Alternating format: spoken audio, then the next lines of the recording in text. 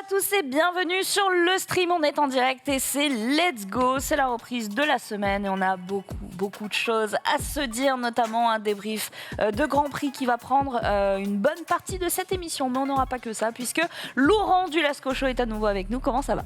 Salut à tous, ça va super bien, je suis trop content d'être avec vous aujourd'hui. On est ravis de t'avoir à nouveau, surtout que tu vas nous proposer un test de la Tesla Model S Plaid en fin d'émission. Donc ça, on a très hâte, restez bien avec nous. À tes côtés, on a Romain qui est également de retour. Comment ça va ? Ça va et toi, Marie ? Ça va très bien, Salut un à tout arrêt le au monde. stand Ouais, qui va être un peu salé. Il y a de quoi discuter là. Non, parce que bon, Fred Vasseur, tout ça, tu nous l'avais survendu. Alors attention, je t'ai dit, il faut 2 ans. Je non, leur laisse tu 2 fais ans. partie de la machine à rêve à laquelle on a cru.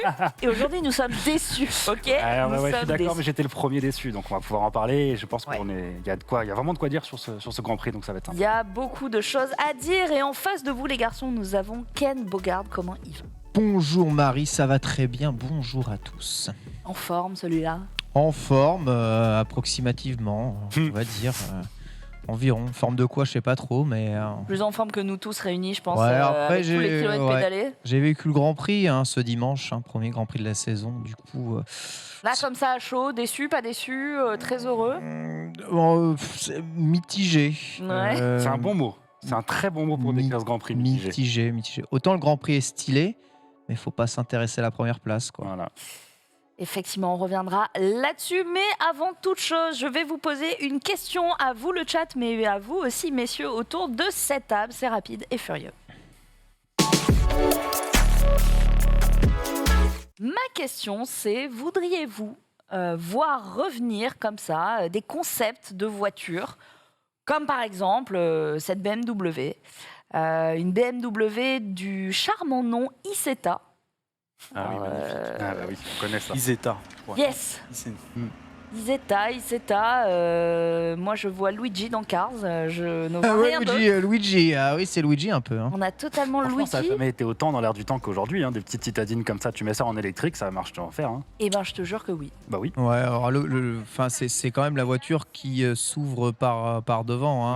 Avec la colonne de direction que tu viens ramener Exactement. Bon, ouais. devant toi. Regarde, hop, Ah oui, ça c'est vient. vrai. J'avais oublié ça. Mais c'est super, mais voilà. il me semble qu'il y a un concept car qui l'a repris là, Il récemment. me semble aussi de l'avoir vu au mondial de l'auto. Ouais, bah oui, mais En électrique du coup. Oui. Bah ouais, Ouais. ça m'étonne pas. En c'était même le temps. même design rétrofité quoi. Bah ouais, à l'époque des Twizy, des Mid et tout ça, ça a sa place, je pense.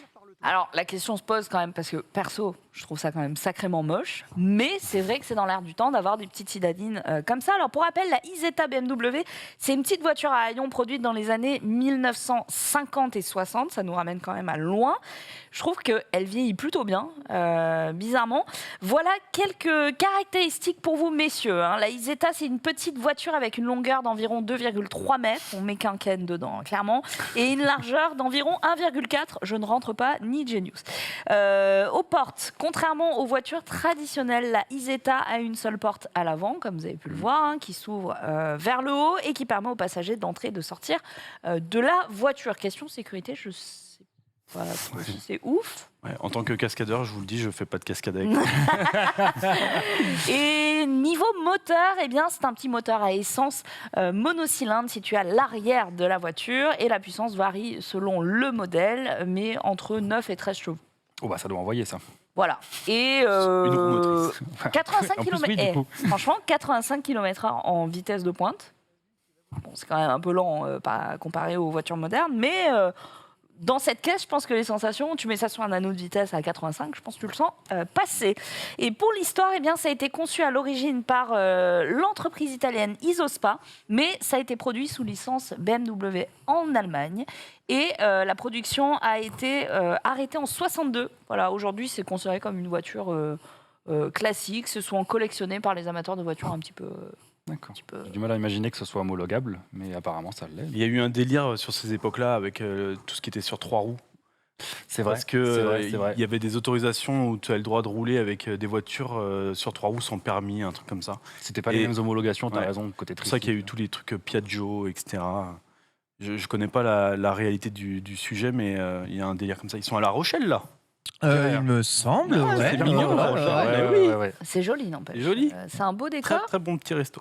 On nous Sérieux. dit que Bicolore, elle est superbe et qu'elle est dans Forza Horizon 5 aussi. Ouais, il me semble bien, ouais. Ça nous fait partie des Ça a modèles une de petite collection. C'est une petite gueule de Fiat 500 un petit peu. Ouais. Il y a un petit esprit quoi. Je pense que Ouais, ça- c'est italien, je savais pas l'info. Je persiste à dire que s'ils ressortent ça en électrique aujourd'hui, dans la mode actuelle, ça peut le faire. Hein. Avec des améliorations, avec plein de petits trucs, mais C'est le prix qui viendrait, je Ouais, pense, pas faux. définir. Parce que ça, c'est moins de 5 000 €, hein. J'espère. Non Là, Quoi cette voiture-là Cette voiture-là maintenant Non, c'est hors remis de prix. au goût du jour, en électrique. Il y en a très peu des voitures comme ça, à mon avis. Tu sors ça de série, Il va y avoir une, c'est hors de prix. Si tu en sors de série, je sais pas. en mode Citroën Ami. Ouais. oui, c'est Faudrait ça, pas ouais. que ce soit bien plus cher, quoi, parce que. Non, oui, c'est ça. Mais après, c'est pas des voitures. Enfin, en électrique, à mon avis, c'est pas des voitures sur lesquelles tu pourras atteindre des grandes vitesses. Parce que Non. de base, t'as zéro place pour foutre ni batterie ni quoi que ce soit. Donc, Puis t'as pas de place pour les courses, Ah, enfin, t'as trop rien. bien, voilà. Trop bien. dans Forza. Ouais, elle est un peu, reliante, elle est un peu quoi. énervée là quand même. Hein. Ah oui, par contre, d'accord, oui, oui. On est loin des 85 km/h là. Ah oui. là-dedans. Elle s'est énervée. Ce jeu Ah est oui. souvent- Ah ouais, là, ils ont mis un moteur de moto dedans. J'allais Ouais, dire, c'est elle est ça, quand même c'est un ça. peu énervée. Ah ouais, elle a quand même T'imagines un à cette style. vitesse-là sur un truc t'as avec vu, 3 c'est roues une 4 Ouais, une 4 roues. Ah non, ok, quatre c'est pas la même. Je du dis coup. peut-être n'importe quoi, Ouais, et c'est- ne m'écoutez pas. Mais sur la vidéo, c'est une 3 roues, hein, de ce qu'on Oui, a c'est vu une là. 3 là. roues, Oui, oui, c'est normalement. sûr. il me Ah semble. oui, Il y a oui. eu plein de trucs. Mais peut-être que dans Forza, c'est celle qu'on a vue au mondial, qui avait peut-être 4 roues, non Ah, peut-être. Forza À Horizon vérifier. 5 en Info à tout cas. vérifier. Et on nous dit dans le chat, moi je trouve ça cool, les plus petites voitures, plus de place de parking, plus écologique possible. Évidemment. Mais avec tous les SUV, ça fait plus peur de se faire emboutir, je trouve. J'avoue que là-dedans, je me sentirais bof en sécurité. Oui, mais le sujet est le même sur une Smart, quoi. Enfin, après, c'est toujours pareil, mais c'est vrai qu'il y a une tendance aussi de petite citadine, et je trouve que celle-ci s'inscrirait là-dedans, quoi. Enfin, Vous savez que les Smart, c'est ultra solide. ouais, bien sûr, c'est Mercedes quand même derrière. Non, mais vraiment, quand tu tapes, ça se déforme pas. Ah oui, c'est vrai que toi, T'as tu vu ça déformes dans les des caisses, toi. cascades ouais. Ça se déforme pas. Enfin, c'est solide. quoi. C'est quasiment exclusivement la caisse de survie, en fait, Ouais, la Smart, exactement. du coup. Donc ouais, ça me Ouais. m'étonne pas, ouais. Ok. C'est ultra solide. Qu'est-ce qui est le moins solide là, comme ça, de souvenirs, par curiosité? Dans les voitures récentes, Ouais. oh, je saurais pas dire. Ou même de tout temps, quoi, En globalement. vérité, tu regardes Euro NCAP et tu sais très rapidement avec les étoiles, mais non, il y a des idées reçues. Souvent les BMW, par exemple les E36, c'est des voitures ultra fragiles en vrai et qui s'écrasent très très facilement quand tu fais des tonneaux. C'est marrant, j'en discutais ce matin Ouais, en avec, 4 tonneaux, ouais. en 4 tonneaux, c'est le pavillon il s'écrase, c'est du chewing gum. Ah ouais. Et contrairement, par exemple, il y a des caisses anciennes, les Arondes. C'était des caisses, tu faisais 14 tonneaux et elle était toujours avec sa forme. nickel et tout. C'est En bref, incroyable. on dévie, je sais pas pourquoi on parle de ça. Non, c'est intéressant. Attends, on a un cascadeur, On a l'occasion de c'est discuter clair. avec des gars dont le métier c'est de casser des caisses, donc c'est intéressant de voir comment ça réagit. C'est Quelle incroyable. quelle voiture te maintient le plus en vie? C'est vrai, ça. Il s'avère qu'aujourd'hui, en fait, les voitures on pourrait les faire de plus en plus solides, mais il y a un moment où en fait, l'énergie cinétique, Bien sûr. c'est ton corps qui l'a subi, Hmm. et en fait, tu vas sortir d'une voiture qui va être en parfait état. Mais toi, t'auras Sauf pris que cher. sera de Toi, fou. tu vas sortir, tu tu vas vas être prendre. bleu, tellement ça. tous tes vaisseaux, Bien sûr. ils Faut vont que ça se craquer. déforme. D'où Faut de Ouais, la faut que ça se déformation. déforme. Ouais. Oh. Faut que ça se déforme bien. D'où la quête de survie à côté, tout qui est écrasable. Exactement. Quoi. Bah, c'est des sport auto, fusibles. c'est que ça, hein. C'est des fusibles, il y a besoin de fusibles pour que l'énergie cinétique elle soit Amorti. diffusée autre part, quoi. Vous êtes en train de me dire que dans les films, ce qui reflète du coup vachement la réalité, Bien sûr.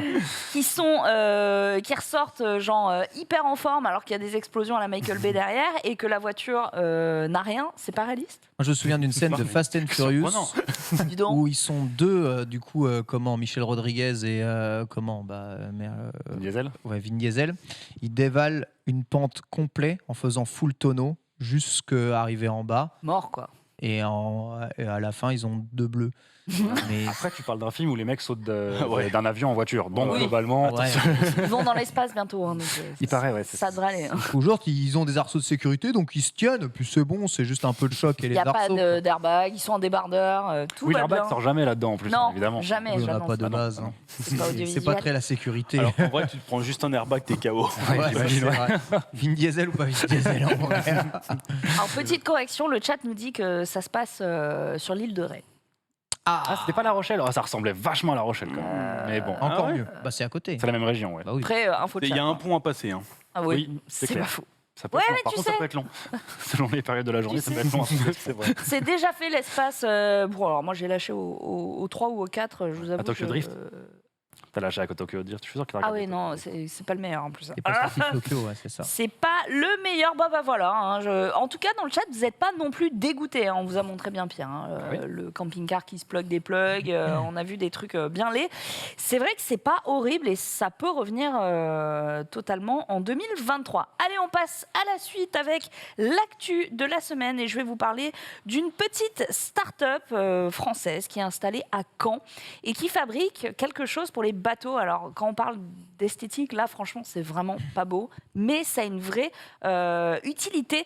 Ça s'appelle Aero, ok, et ça construit des ailes, des sortes d'ailes pour les bateaux de commerce ou de plaisance. Et le but, c'est de réduire la consommation de carburant. Denis, si tu peux nous afficher une image, je vous jure que... C'est les grandes voiles là, ouais, c'est ça. Ouais. Bah, visuellement, c'est... Voilà. Là, on Oui. commence à parler. Voilà, ça s'appelle Aero et du coup, eh bien, les ailes sont déposées. Ce sont des Ocean Wings qui sont conçues avec une technologie de propulsion hybride éolienne. Et donc le but, comme je vous l'ai dit, c'est de réduire les émissions de carbone. Ça a été fondé à Paris en 2018, donc c'est quand même hier, quoi, par l'architecte naval Marc Van Petegem. Et je trouve ça bien. Je trouve que c'est un vrai beau pas pour... la décarbonisation, en tout cas, parce qu'aujourd'hui, ça gueule un peu là-dessus, et c'est normal. C'est des ailes qui se déplient. C'est des sortes de voiles, du coup, un petit peu. Alors, C'est des voiles. Justement, ce sont des ailes semi-rigides, Ok. inspirées des ailes d'avion, qui sont 2 fois plus c'est puissantes que des voiles classiques pour une surface identique et qui permettent donc de réduire considérablement. On parle de 40 à 60% de réduction des émissions de carbone. Il y a quand même 5 brevets qui ont été déposés sur les Ocean Wings. Et en gros, il y a des capteurs sur le navire qui vont mesurer le vent. Des ordinateurs vont analyser Ça va, ouais. Exactement. Ça va ajuster la position de l'angle, la l'angle de cambrure l'aile. des ailes Profiter un peu du vent. toutes les minutes. Ouais. Donc c'est quand même en permanence. Donc ils vont analyser les données ok, du comment ça moteur, etc. Et Aero donc conçoit les ailes, mais aussi les logiciels qui vont les contrôler. Et ça peut s'adapter sur des navires neufs comme les navires les plus anciens. Ils peuvent les adapter, les poser dessus, quoi. Ouais. Et Yes. ça, je trouve ça vraiment Quand on très sait bien. que le trafic maritime représente plus de 3/4 de la pollution, de la consommation de CO2 en termes de transport, je trouve que c'est extraordinaire. C'est extraordinaire. Bien Puis sûr. surtout, je trouvais que c'était d'actualité. Parce que je ne sais pas si vous avez suivi à Marseille, ça gueule beaucoup, justement sur les émissions carbone émises Au par port, par les bateaux de plaisance. Super tanker et tout ça. Donc voilà, 4 ailes articulées de 40 mètres de long vont arriver dans les 3200 mètres carrés de l'atelier à Caen et elles seront assemblées sur le navire Canopée d'ici la fin du printemps, donc vraiment dans quelques semaines. Et, Ce qui est bien, c'est que c'est un système qui se fixe à quelque chose qui existe déjà. Il n'y a exactement. pas besoin de changer de cargo. Ouais. Enfin, peut-être pas. C'est au sur moins. les anciens comme les nouveaux. Ouais, ça, C'est pas là mal. l'intérêt, parce que tu sais, on parle beaucoup d'écologie, mais l'écologie, ça part du principe aussi de réutiliser ce qui... Ouais, Complètement. exactement. c'est Si ça. à chaque fois tu dois recréer quelque chose de nouveau, Ouais. en fait, t'en finis jamais. Oui, c'est ça. Et le plus grave dans l'écologie, c'est de prendre un truc qui fonctionnait et de le foutre à la poubelle. Bah, c'est exactement ça. Donc là, de pouvoir réutiliser un truc, c'est fabuleux. Trop bien. Si ça fonctionne vraiment, trop bien. C'est une super, t'as entièrement raison, mais c'est une super idée. Il y a plein de super projets qui partent comme ça. Même Michelin travaille sur un projet aussi, on avait vu ensemble, je crois, de voiles, à part de recyclage de pneus, mais de voiles Ouais. super aussi. Il y a plein de projets comme ça. Je discutais avec une boîte, là, on peut faire un partenariat potentiel, qui travaille sur la remise en place du dirigeable. De l'avion dirigeable pour le transport avec Oui. des systèmes électriques. Ouais. C'est un projet qui s'appelle Transocéan, qui est un truc de malade. Ils ont battu le record de vitesse. Tiens, on pourra en parler dans un prochain Let's Go. Le record de vitesse sur une traversée en ballon dirigeable électrique. Ouais. Et là, ils ont développé un brevet pour que ça transporte jusqu'à 5 à 10 fois plus de poids qu'un dirigeable classique. Enfin voilà, il y a des choses qui évoluent et ça peut être vachement sympa de voir comment part le transport logistique en général, quoi. Les De ouf. aéronefs, Tout à fait. le futur, c'est les aéronefs, Marie, incroyable. Tu te rends compte, les c'est l'attaque bateaux des titans. volants, C'est, Final Fantasy. Oh là là. C'est tellement steampunk. On me dit dans le chat, Al Lehan qui dit il y avait aussi un projet de colonne dans cet esprit qui tourne sur elle-même et fait avancer le bateau. Je parle de l'effet Magnus pour ceux qui connaissent. Ouais, Effectivement, je crois que c'était le turbo-voile. C'est une sorte d'éolienne au milieu du truc, c'est ça? du bateau Exactement, et du coup, ça avait fait partie de la liste des sélections des JEC Awards.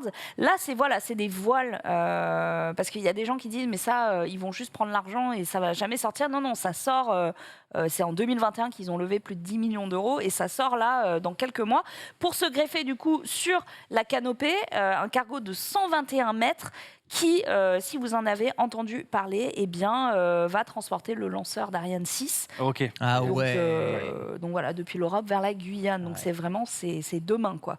Après, en fonction du prix, tu avais dit c'est 40% de conso. 40 à 60. 40 à 60% de conso en moins. Tu sais, ça consomme tellement un bateau, c'est Ouais. juste abusé. Quand on Ouais, parle c'est de la énorme. moitié moins, déjà, c'est un truc de fou. C'est énorme. Tu peux très vite, je dis dans les 10-15 ans, avoir ta rentabilité sur un investissement si ça Complètement. fonctionne et si c'est vraiment très durable. Donc c'est même ça peut être vite rentable. Donc déjà tu as la rentabilité du green is green, donc voilà, c'est écolo, donc tu te fais bien voir. Mais en plus économiquement, ça peut être aussi viable pour certains transporteurs. Et oui, en effet, le transport maritime, c'est terrible. Ah, c'est même pire que le transport par Ah, avion. Mais largement, terrible. largement. Ouais, Ouais. Il y en complètement. a beaucoup plus aussi qui circulent, mais Mais sur En du tout volume, cas, si on ouais. commence à taper ce genre de produits sur du volume qui sont ceux des paquebots, ça peut être génial. Hein. Ah, mais Franchement, c'est- c'est des super projets. Il faut en parler plus. Faut en parler. Comme disait Ken, là, le marché potentiel d'ici 2030, hein, donc projection à moins Ouais. de 10 ans même, Ouais. évalué à 3 milliards d'euros quand même. Donc, je trouve que c'est bien. Ouais, c'est- Et en développement, eh bien, un Ocean Wings inclinable adapté au vraquier. Voilà, donc ça, c'était la petite actu du jour au regard de ce qui se passe à Marseille, puisque ça gueule beaucoup. Je vois beaucoup de news aussi où il y a des bateaux non réclamés. Un bateau, ça coûte cher quand même. C'est en mouillage dans un port. Bon, faut Ouais. l'entretenir. Et il y a beaucoup de propriétaires qui disparaissent, qui lèguent pas ça forcément en héritage. Et il y a beaucoup de bateaux qui polluent en fait les quais des ports et qui partent à la casse. D'accord. Ah, C'est tu un parles peu des petits triste, bateaux quoi. de plaisance. Plus. Les petits bateaux de plaisance et tout. Donc en ce moment, il y a beaucoup de choses qui font un peu de la peine à voir. Il y a beaucoup de bateaux de pêcheurs aussi qui partent à la casse parce que trop polluants, etc. Donc c'est assez dur en ce moment dans ce milieu-là. Et je trouve que c'est une petite news qui donne le smile finalement, si vous avez la ref du même.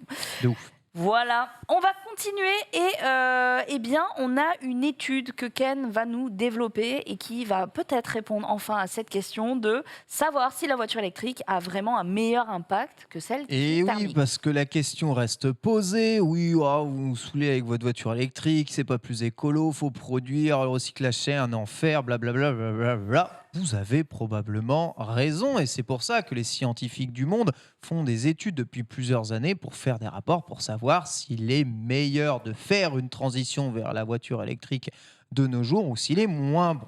Le chercheur sur la transition énergétique Aurélien Bigot a émis son rapport croisant une dizaine d'études réalisées depuis maintenant quelques années. Les premières remontent à 2013, donc c'est déjà des études qui remontent à pas mal, pour croiser l'impact complet sur le rejet de CO2 et de gaz à effet de serre de la production, de la vie et du recyclage de voitures électriques par rapport à une voiture thermique. C'est ce qu'on appelle l'analyse du cycle de vie d'un objet. Ça se fait sur les voitures, ça se fait sur absolument tout. Un objet pollue à partir du moment où il est produit, acheminé, où il vit exactement, et il pollue même quand vous vous en séparez, parce qu'évidemment derrière, s'il n'y a pas de chaîne de recyclage adéquat, c'est très mauvais. L'étude se fait et se base en France parce que vous allez le voir en fait en fonction des pays sur lesquels on regarde, eh bien évidemment les résultats changent. Pourquoi ? Parce que les produits qui servent à fabriquer les automobiles ne viennent pas des mêmes endroits, parce que la façon de les extraire ne viennent pas des mêmes endroits, parce que la façon de recycler les choses ne sont pas pareilles. En tout cas, en France, avant d'afficher le graphique, les résultats sur 10 études sont très clair. On a comparé les citadines, les mini-citadines, les berlines compactes, les berlines familiales, les routières. En moyenne, sur l'ensemble du cycle de vie, à votre avis, la voiture électrique est-elle meilleure ou moins bonne que la voiture thermique ? Et si oui, de combien ? Sinon, de combien ? C'est une vraie question. Vraie question. J'ai peur de la réponse. Considère à partir de L'ensemble sur du une cycle durée de vie. de combien de temps la voiture ? L'ensemble d'un cycle de vie moyen C'est quoi, d'une c'est, voiture 150 thermique. 000? Ouais, c'est ça, environ. Moi, j'ai du mal à me projeter parce que est-ce que réellement les voitures récentes électriques, on a réussi à aller au bout de leur vie ? Ouais, alors après, il y a quand même moyen, ces voitures récentes électriques-là. Ouais, Il y a les projections en fonction de ce qui est fait pour le recyclage des voitures et de ce qui est produit aujourd'hui sont assez, on va dire, c'est assez facilement anticipable. Et les cas prennent évidemment le pire des cas, dans le cas D'accord. où il n'y a pas d'avancée technologique majeure dans, Ok. dans les futures dernières. La vérité, c'est que les résultats ne peuvent être que meilleurs à l'avenir avec les avancées technologiques. Mais Moi, on se j'avais- base sur ce qu'on connaît actuellement. J'avais Voilà. envie de te répondre que je crois qu'il y a un seuil de bascule qui se fait à partir de laquelle la voiture électrique devient plus intéressante. Je ne Tout à connais fait. plus le kilométrage, je crois que c'est à partir de 45 000 ou un truc comme ça, mais je suis peut-être un peu à l'ouest parce qu'on a fait des études au début sur Beltoise là-dessus, mais qui étaient Yes. assez propres au sport auto. Ce que ça s'applique, je ne sais pas, sur la voiture de tous les jours, mais pour moi, il y a un point de bascule à partir du moment sur laquelle l'électrique est plus intéressante. Si je dis pas de Il bêtises. y a une bascule, mais si on Ouais. prend le temps moyen, à ton avis, plus intéressant, moins intéressant la voiture électrique Je en dirais termes quand même- d'impact, en termes C'est d'émissions? quand même plus intéressante. Plus intéressante pour toi? Je dirais que c'est pareil. C'est pareil, ouais, pas Moi, mal. j'ai envie de dire que c'est moins intéressant. C'est moins intéressant pour Ouais. toi. 3 avis, c'est parfait. Bah ouais. Eh bien, sachez que la voiture électrique, selon 10 études comparées sur l'ensemble des secteurs, en France, et je parle bien en France, et vous allez voir, c'est très important en France, est plus intéressante que la voiture thermique en termes d'émissions de CO2, et plus intéressante c'est en moyenne, 70%, c'est-à-dire énorme. que 70% de réduction d'émissions de gaz à effet de serre moyen sur l'ensemble des segments. Donc vous regardez le B, ce sont les citadines, donc une grande partie on va dire des voitures européennes. En A, les mini-citadines. En C, les berlines compactes. En D, vous avez le nombre des études. On commence en 2013 et on s'arrête à une des toutes dernières études qui a été faite en 2021/2023, qui compare plusieurs types de segments de véhicules. Déjà, on remarque, tu vois, si tu regardes l'étude Hong et Al de 2021 qui compare justement un peu l'impact, on va dire, en termes de CO2 des SUV, tu vois que les barres des SUV sont à une hauteur Oui. Claire. en thermique, mais hallucinante, et que, même si c'est pas la folie absolument en électrique, la réduction sur un SUV, il est de 70% sur l'ensemble d'un cycle de vie actuel, d'accord? Actuel. C'est juste gigantesque. Je tiens tout de même à préciser que cette étude, c'est en France. Et pourquoi on arrive à ça? Parce que notre électricité, on la fabrique Nous-mêmes, avec bien sûr. de l'énergie nucléaire, bien entendu, qui est neutre en émissions de carbone. J'ai pas dit que c'était écologique, c'était neutre en émissions de carbone. La vérité, c'est que si on regarde un pays comme l'Allemagne, c'est beaucoup moins important que ça. C'est mieux la voiture électrique, mais on a un delta qui est plus aux alentours de 25% d'impact de gaz à effet de serre en moins sur l'ensemble de la vie d'une voiture. Et on peut comparer du coup sur l'ensemble du monde. Il existe des pays dans le monde où c'est pas du tout mieux, en tout cas C'est le charbon, à et l'heure pas le actuelle. nucléaire. Ou c'est même plutôt à l'heure actuelle Inversé, assez catastrophique. Ces pays, c'est globalement tous les pays de l'Est du continent eurasien. Donc globalement, toute la Russie, Chine. Le pire pays étant L'Inde. L'Inde, où c'est pire aujourd'hui une voiture électrique qu'une voiture thermique. Aujourd'hui, on En est termes combien de d'impact. pays à s'électrifier de manière nucléaire? Peu, finalement, Minorité, il me ouais. semble. J'ai regardé. Vraiment assez peu, il me On semble. peut remercier le général de Gaulle. Oui, quelque part. Ouais. Après, ça pose d'autres problèmes, mais je ne Oui, rentrerai oui. évidemment pas dans ce débat. Juste là-dessus. C'est super intéressant. en vrai. Cela Ouais, dit, ouais, donc, passionnant. je ne sais pas si tu peux nous montrer un peu les graphismes. Du coup, ici, tu as un petit tableau qui montre un peu en fonction des pays. On remarque qu'en Europe, donc que ce soit en Angleterre, en Allemagne notamment, c'est pas si ouf que ça aujourd'hui le passage à la voiture électrique. Mais dans un futur proche, voire plus que proche, eh bien, l'impact va être de plus en plus bon sur l'ensemble de ces pays. Infrastructure, évidemment, en tout cas promesse d'infrastructure étant en place pour produire l'énergie étant telle. En 2030, quasiment tous les pays seront ouverts. Et ce qui est ouf, c'est qu'entre 2015 et 2030, l'Inde passera d'un pays où il est aujourd'hui catastrophique d'avoir une voiture électrique à un pays où l'impact est de plus de 50% de réduction de gaz à effet de serre. rappelle que tout ça, ce sont des études croisées. On peut le voir ici. Vous voyez ici, si on regarde en Chine et tout, on est sur ça réduit les émissions, mais moyennement. Globalement, ça ne change pas grand-chose. En fait, l'émission globale dans le monde, en Inde, c'est une catastrophe c'est terrible, absolue et totale. Mais à l'aube de 2030, et si on regarde ensuite après dans le scénario, c'est-à-dire si rien ne change, en haut, si rien ne change, d'accord ? Si les choses qui sont prévues de changer changent, c'est le deuxième scénario qui est en bas. Voilà les impacts qui sont faits. Et à l'aube de 2050, la voiture électrique a un impact bien moins néfaste sur l'ensemble de la planète, sur les émissions à effet de serre, sur l'ensemble de la vie d'un véhicule. Le rapport du GIEC, de toute façon, le signalait déjà. Il signalait qu'évidemment, tout ça s'imbrique avec aussi une réduction, une sobriété énergétique qui va évidemment avec. Il ne s'agit pas ça va mieux, on consomme 60% de moins, super, mais on doit consommer beaucoup plus d'électricité, il faut le fabriquer, etc., etc. Ça va aussi avec la sobriété. C'est donc très peu compatible, évidemment, si tout le monde prend que des SUV électriques partout qui consomment un âne mort batté.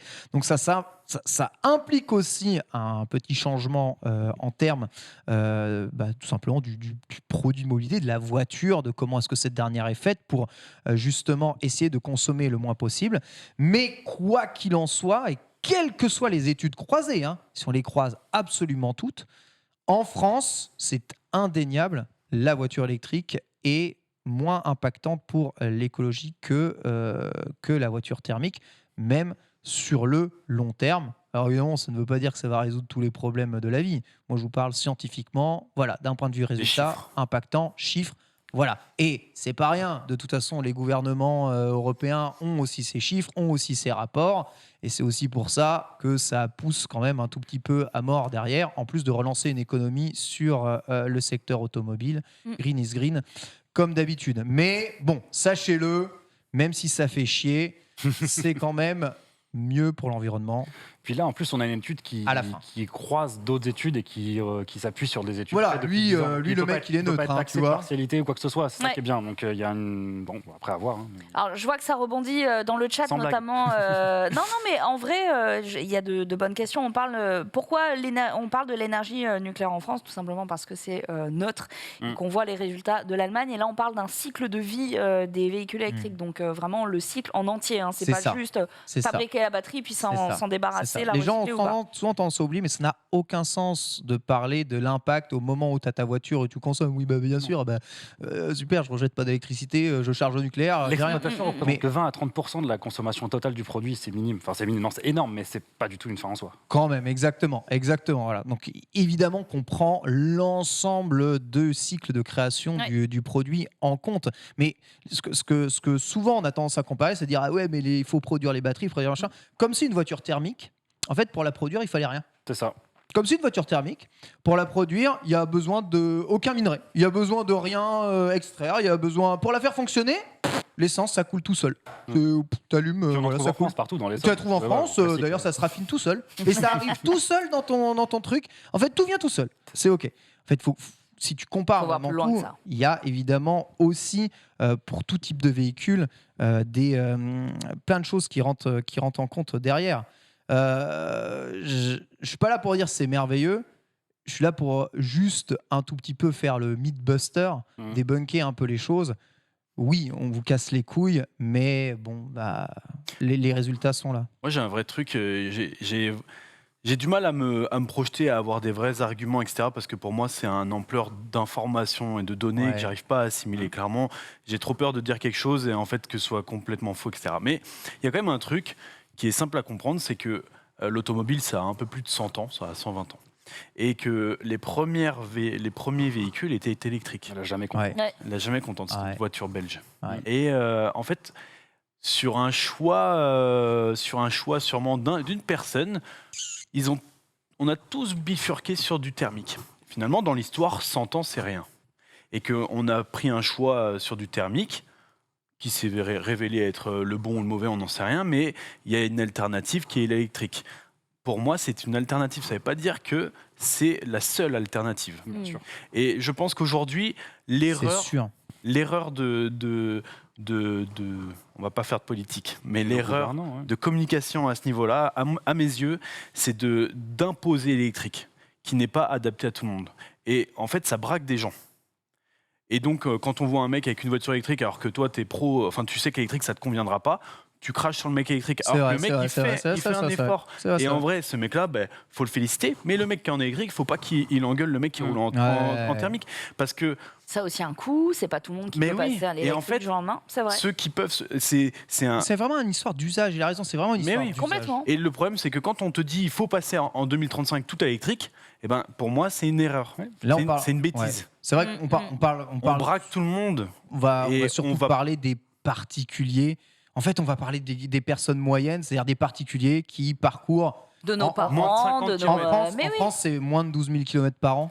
Oui, Et les distances moyennes, voilà. Et les autonomies journalières, il faut, avec ta voiture électrique, que tu dépasses pas globalement 100 km Voilà, c'est ça. Bien sûr. dans la journée. Clairement, qu'on se le dise. Donc Ça en représente daily, quand même une immense majorité de Français. Une Mais immense oui, majorité. on met tout le monde dans le même panier. moi, mais clairement, c'est vrai. l'électrique, j'aimerais énormément en daily, mais je suis incapable. Parce que je sais jamais ce que je fais le lendemain. Et donc, si ma voiture n'est pas chargée, je peux pas.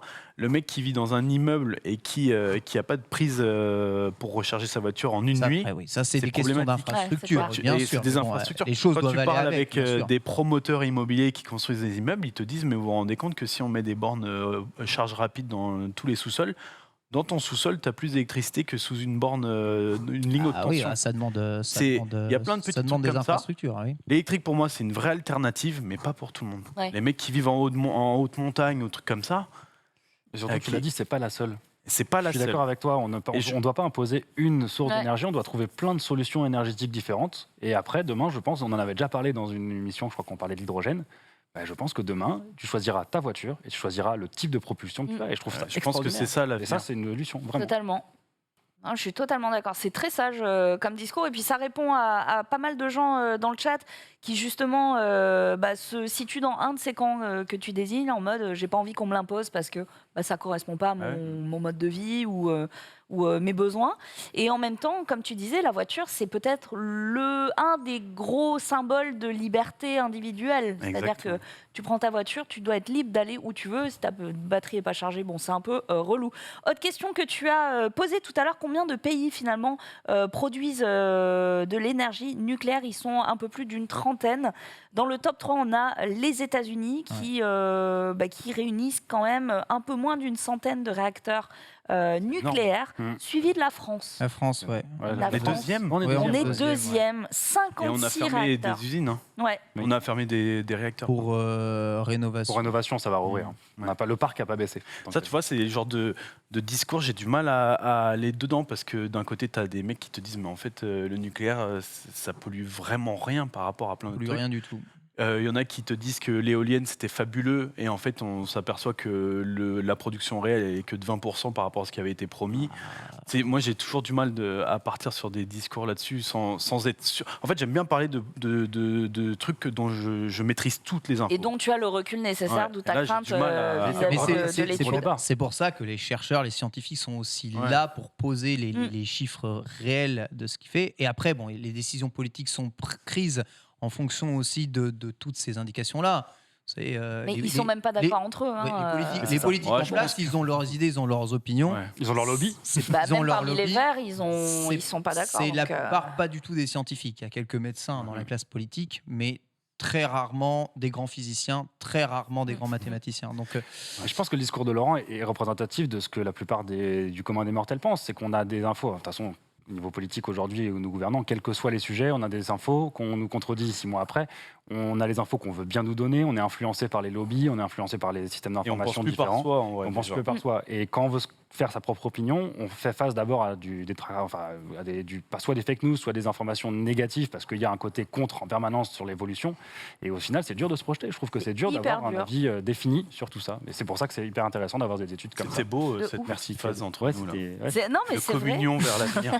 Non, mais c'est vrai que je trouve que c'est difficile de se projeter sur aujourd'hui qui est capable de dire ce que sera la mobilité dans 20-30 ans. C'est C'est clair. incapable. Puis comme disait Laurent, 100 ans d'histoire automobile, C'est rien. Ouais, c'est c'est quand même rien. très jeune. Hein. C'est très très jeune. On est à la genèse de tout ça. Ziggy Pop nous dit dans le chat, et ça rebondit sur ce que vous demandiez, la production d'un véhicule électrique génère plus d'émissions que celle d'un véhicule thermique, à cause des batteries notamment. Il faut donc parcourir un certain nombre de kilomètres avant que le bilan carbone devienne favorable, et le seuil varie selon les sources. Voilà, entre 20 30 et 50 000 selon les... 20 et 50 000. Oui, c'est ça. Ouais. Exactement. Bon, ça se fait très vite quand même. Ça se fait vite, hein.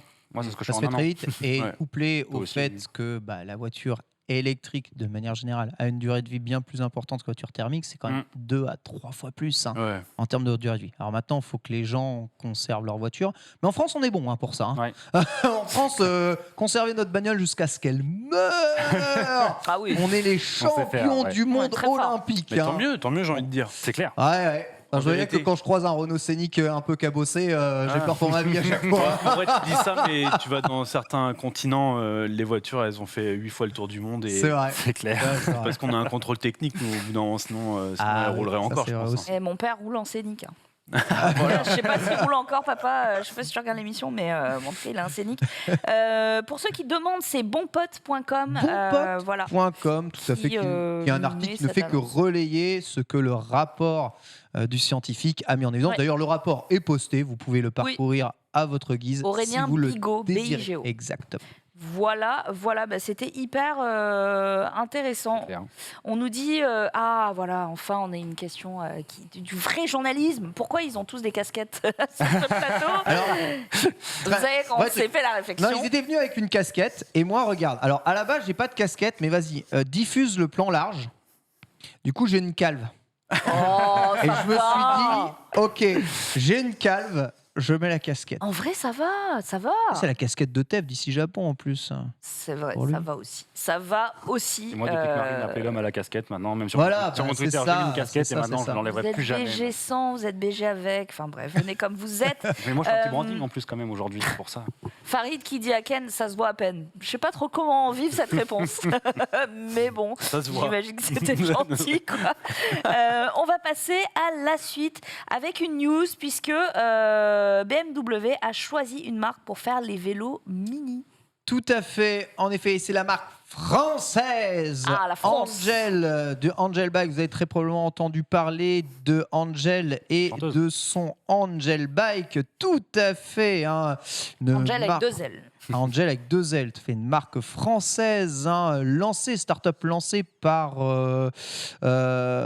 c'est qui l'ex-président d'un site de rencontre, je crois, qui avait super cartonné. J'ai oublié complètement son nom. Bref, il ne faisait pas du tout de vélo avant. Il s'est dit, la mobilité, c'est vraiment cool. Je vais faire un vélo avec un designer super cool. Il va être électrique parce que c'est super tendance. Ça va être un fixie parce que je suis parisien. Et on va lancer tout ça. Et il a lancé le Angel Bike, du coup il y a maintenant 3-4 ans quand même, ça fait pas mal de temps. Je vous en avais fait une review dans les C'est vrai. précédentes émissions de le stream de cette Angel Bike. Je peux juste montrer le site internet de l'Angel Bike. Angel Bike qui dans sa première révision sincèrement était pas un vélo oufissime. T'avais essayé, toi? Ouais. T'étais Parce- pas convaincu? Ouais, parce qu'en fait, c'est un vélo qui apportait tous les soucis de l'électrique sans en avoir les avantages. Globalement, donc la batterie qui se situe à l'arrière, vous avez vu, ce petit U qui se retire et qui va alimenter un moteur situé dans le moyeu arrière, une seule vitesse, donc single speed, etc.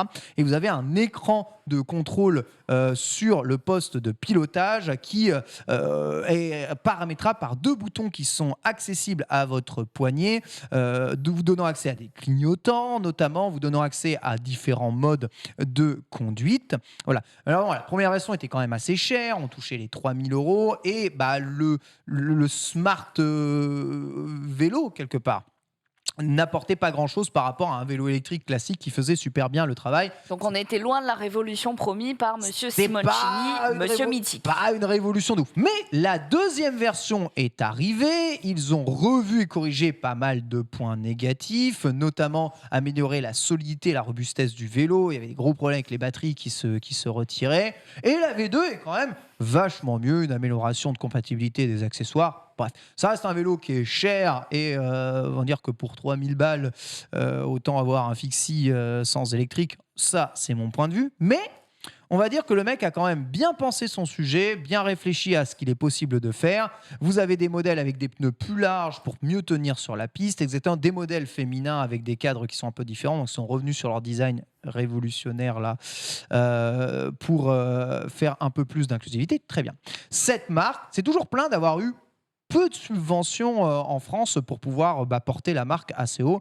Et c'est vrai que quand ils comparent avec les startups mobilité anglaises, bon, c'est plus difficile d'avoir et de trouver des partenaires de subvention en France, malheureusement. Et ils viennent de décrocher un appel d'offres de chez BMW, qui donc le BMW Headquarter, qui détient notamment la marque Mini pour un développement d'un vélo électrique Mini de la marque Mini dans la future gamme de chez BMW. D'ailleurs, Angel déclare que BMW, malgré toute attente, malgré ce que pourraient dire les gens, sont très impliqués dans les développements de mobilité urbaine d'avenir. Voilà, et ça compte aussi pour eux. Ils y voient évidemment un intérêt économique, mais surtout, ils aimeraient adapter un peu mieux leur marché et leur voiture à une utilisation citadine un peu plus propre. Et ils savent, c'est normal, la Mini elle est passée de ça à ça avec BMW. Ils savent très bien qu'au bout d'un moment, ça ne sera pas avec la voiture qu'ils arriveront à toucher la totalité du marché. Donc, c'est très cool pour eux. C'est un contrat de 5 ans en tout cas qu'ils ont signé. Pour le moment, évidemment, il n'y a pas de vélo toujours assez. On ne sait pas si ça va être le Angel Bike avec un Mini marqué dessus, sachant que BMW a vraiment tendance à avoir fait ça dans les vélos. Je sais, j'en ai déjà eu un vélo BMW. C'est du rebranding où ça va être développé convenablement. Ce qui est très cool, c'est que vous savez que le Angel Bike, ou si vous ne savez pas, est fabriqué dans les usines de chez Seb. Oui. En France, tout à fait, à Is-sur-Tille, en Côte d'Or, près de Dijon. Voilà, si vous ne le saviez pas. Mais alors, Marc Simoncini, voilà, j'ai retrouvé son nom, déplore tout de même qu'il voulait que le Angel Bike soit un vélo 100% français, donc fabriqué totalement en France. Malheureusement, ça n'est juste pas possible. Ça n'est juste pas possible. Le full made in France n'est pas possible. Ils sont obligés d'acheter des pédales à Taïwan. Ils sont obligés d'acheter certaines de leurs pièces en Chine. Les batteries, même si elles sont assemblées en France, la plupart des composants sont aussi fabriqués en Chine. Voilà. Et avec des fonds, il sait qu'il pourrait tout faire fabriquer en France et tout faire fabriquer via des usines françaises. Est-ce que c'est pas un peu comme encore faire un autre appel du pied, les bijoux où tu peux, parce que tu as changé le fermoir, dire que c'est du made in France, alors que la pièce vient de... De l'assemblage, toi. Ouais. Mais voilà, le fait d'assembler un produit en France, on peut dire qu'il est made in France dans une c'est certaine ça, mesure. en vérité, ils pourraient garder peut-être le made in France, même si tout n'est pas mais c'est fait pas en parce que tu as France. le label qu'à la fin, quand tu creuses, tu connais la production. Là, tu vois, le Angel Bike, il a le label conception en France. Voilà, donc, un engineer in France, voilà cette histoire-là. Mais on ne peut pas dire que c'est un vélo qui est 100% fabriqué en France. Après, c'est pas grave. Il essaye de faire du mieux possible, évidemment, pour faire son vélo ici. Le seul truc, c'est que, en fait, j'ai l'impression que, il a eu son appel d'offres avec BMW, mais c'est un peu en ravalant sa fierté parce qu'il voulait faire en sorte que Angel soit une marque française soutenue par la France, avec des subventions françaises pour pouvoir développer un vrai vélo français. Il dit, au final, on n'y arrive pas, nous, tout seuls. Donc, on est en train de chercher des contrats ailleurs. Et c'est avec BMW qui signe. Et il dit, franchement, c'est cool. Oui, on a signé aussi avec BMW parce que BMW... c'est un aboutissement. Si ton truc, il n'est pas vendu à la fin avec du...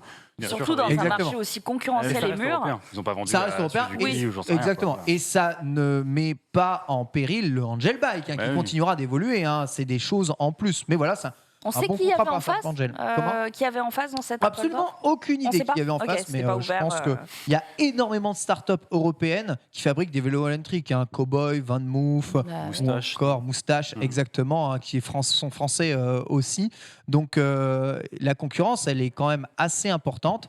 Maintenant, il y en a chez qui ça tourne vraiment déjà méga bien. Et il y en a chez qui peut-être ça tourne moins bien. Peut-être que Angel avait aussi besoin de ce contrat. Et j'ai hâte de voir ce qu'ils vont pouvoir proposer comme Mini. En tout cas, on a deux informations. Un vélo Mini va sortir et c'est Angel qui le produira. Sachant que les Angel Bike, quand ils ont justement été proposés, on se souvient donc monsieur Simoncini qui l'a présenté comme le plus beau vélo du monde. Bon, là, c'était très la présentation muskienne malaisante. C'était très ricain, mais le designer est français. Le designer Oraito de la célèbre famille Morabito, donc joaillier de père en fils, et surtout neveu du grand architecte Bayard. Donc c'est de famille, c'est dans l'ADN d'être spectre des constructeurs et dans l'esthétique des lignes, mais bon, il n'avait pas vraiment convaincu déjà par un prix assez élevé. Ouais, après ça, y a pas, ça reste un vélo électrique, donc. Voilà, mais dans un marché assez mûr où il arrivait un peu comme challenger et finalement il n'exécutait pas parfaitement selon. Là, je suis sur juste le test des numériques, il le fracasse. Ils le mettent, Oui. ils mettent Je 4 sais. sur 10 quand même. Donc, Je suis assez surpris. Les Num Numérama ont tous fracassé la première version. Je suis assez surpris du discours, je ne parle pas du tout du produit ni du vélo électrique là, mais je suis assez surpris du discours qui dit qu'on n'a pas beaucoup de subventions ou d'aides en France. Je suis le premier à cracher, à critiquer nos gouvernants ou à être critique par rapport à tout ça. Mais force est de constater, et nous on l'a vu sur Beltoise, mais je le vois au quotidien sur des startups, qu'on a un outil qui s'appelle BPI en France, Ouais. qui est honnêtement extraordinaire, que les régions sont très présentes pour aider les entreprises qui créent de l'innovation. Quelqu'un qui a un bagage business comme cette personne-là, comme le président de cette boîte-là, je pense qu'il y a peut-être du règlement de compte, mais je suis surpris parce que Tu le daronises là, tu le daronises un peu. je sais pas, mais je veux bien entendre tout ce qu'on veut.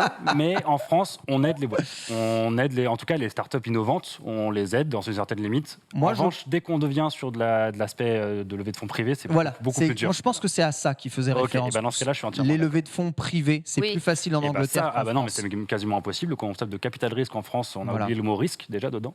Mais en revanche, je tiens à signaler que pour tous les start-upers qui ont des entreprises innovantes, il y a des levées de fonds faciles surtout à faire. qu'il au niveau fait partie public du et hub BPI. Bah, j'imagine. Voilà. Bah et oui, depuis c'est pour ça, 2019, connaissant un peu le personnage, je oui. trouve ça surprenant. Donc si on parle de levée de fonds privés, là je suis d'accord, en France, Ouais. c'est chaud.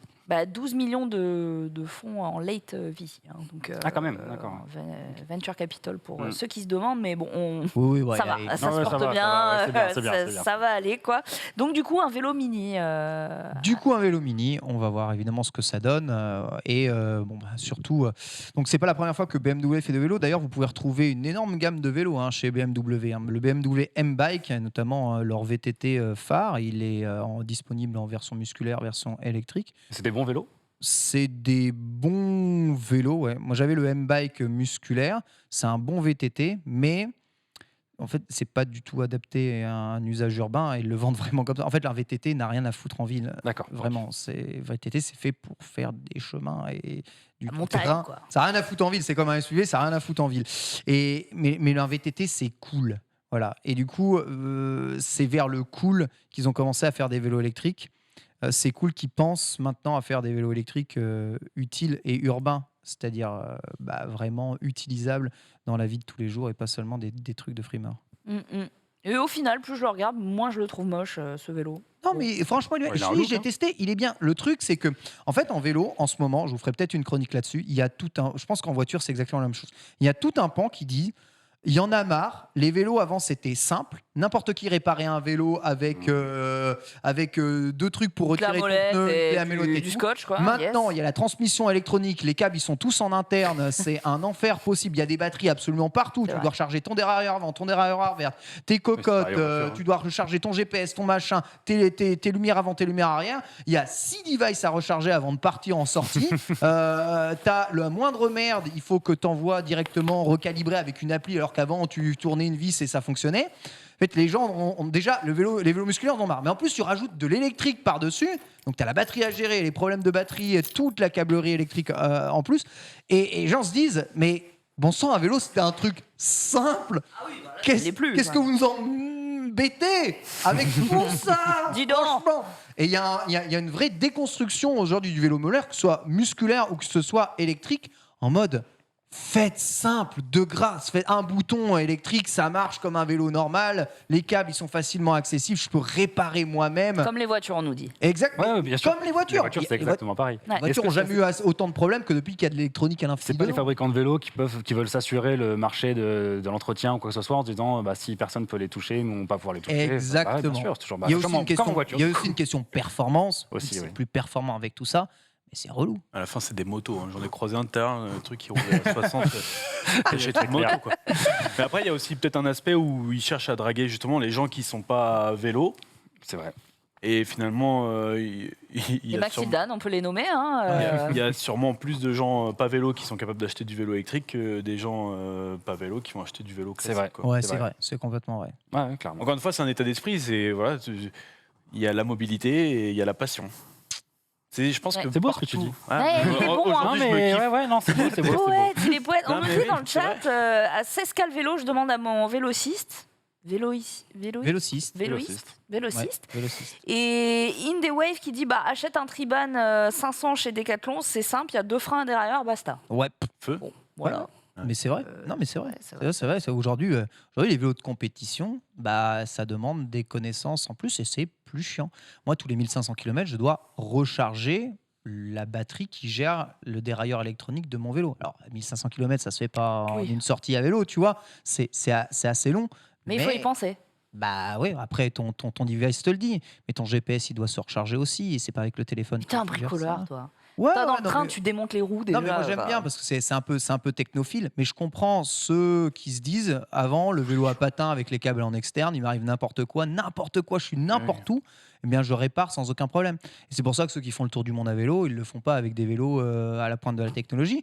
Parce qu'ils ont la moindre merde. Au Kazakhstan, tu répares à rien, d'accord, Ouais. à rien. Alors qu'avec un vélo un peu plus classique et le plus simple du monde, tu es au Kazakhstan, tu trouves des pièces. Et ça change tout. Voilà. Mon père, il avait un moustache.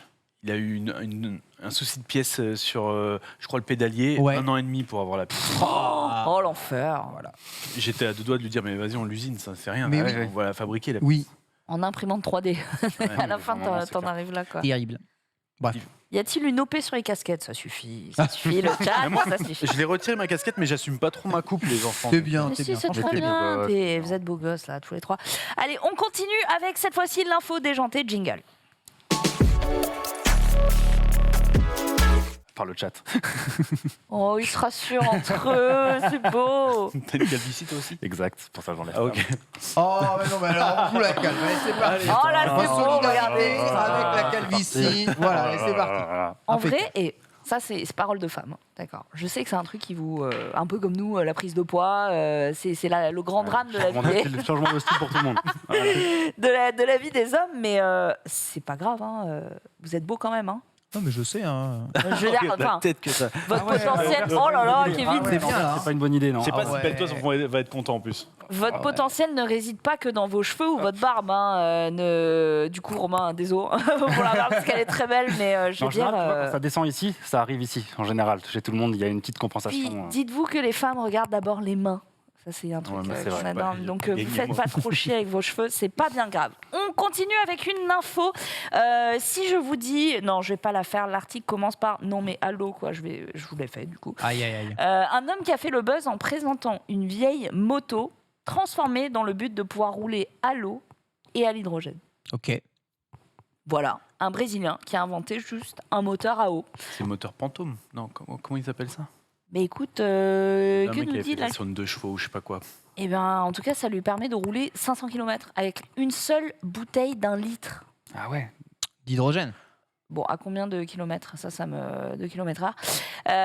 Mais en tout cas, c'est un jeune homme de Sao Paulo qui confie avoir du coup inventé un moteur à eau qui permet donc de rouler 500 bornes. Il s'agit de la moto H2O, créée par Ricardo Azevedo, et c'est une invention capitale si elle fonctionne comme il le déclare. Donc c'est tout seul dans son garage, seul tout qu'il a transformé une vieille Honda de 93 en une moto qui roule grâce à l'hydrogène.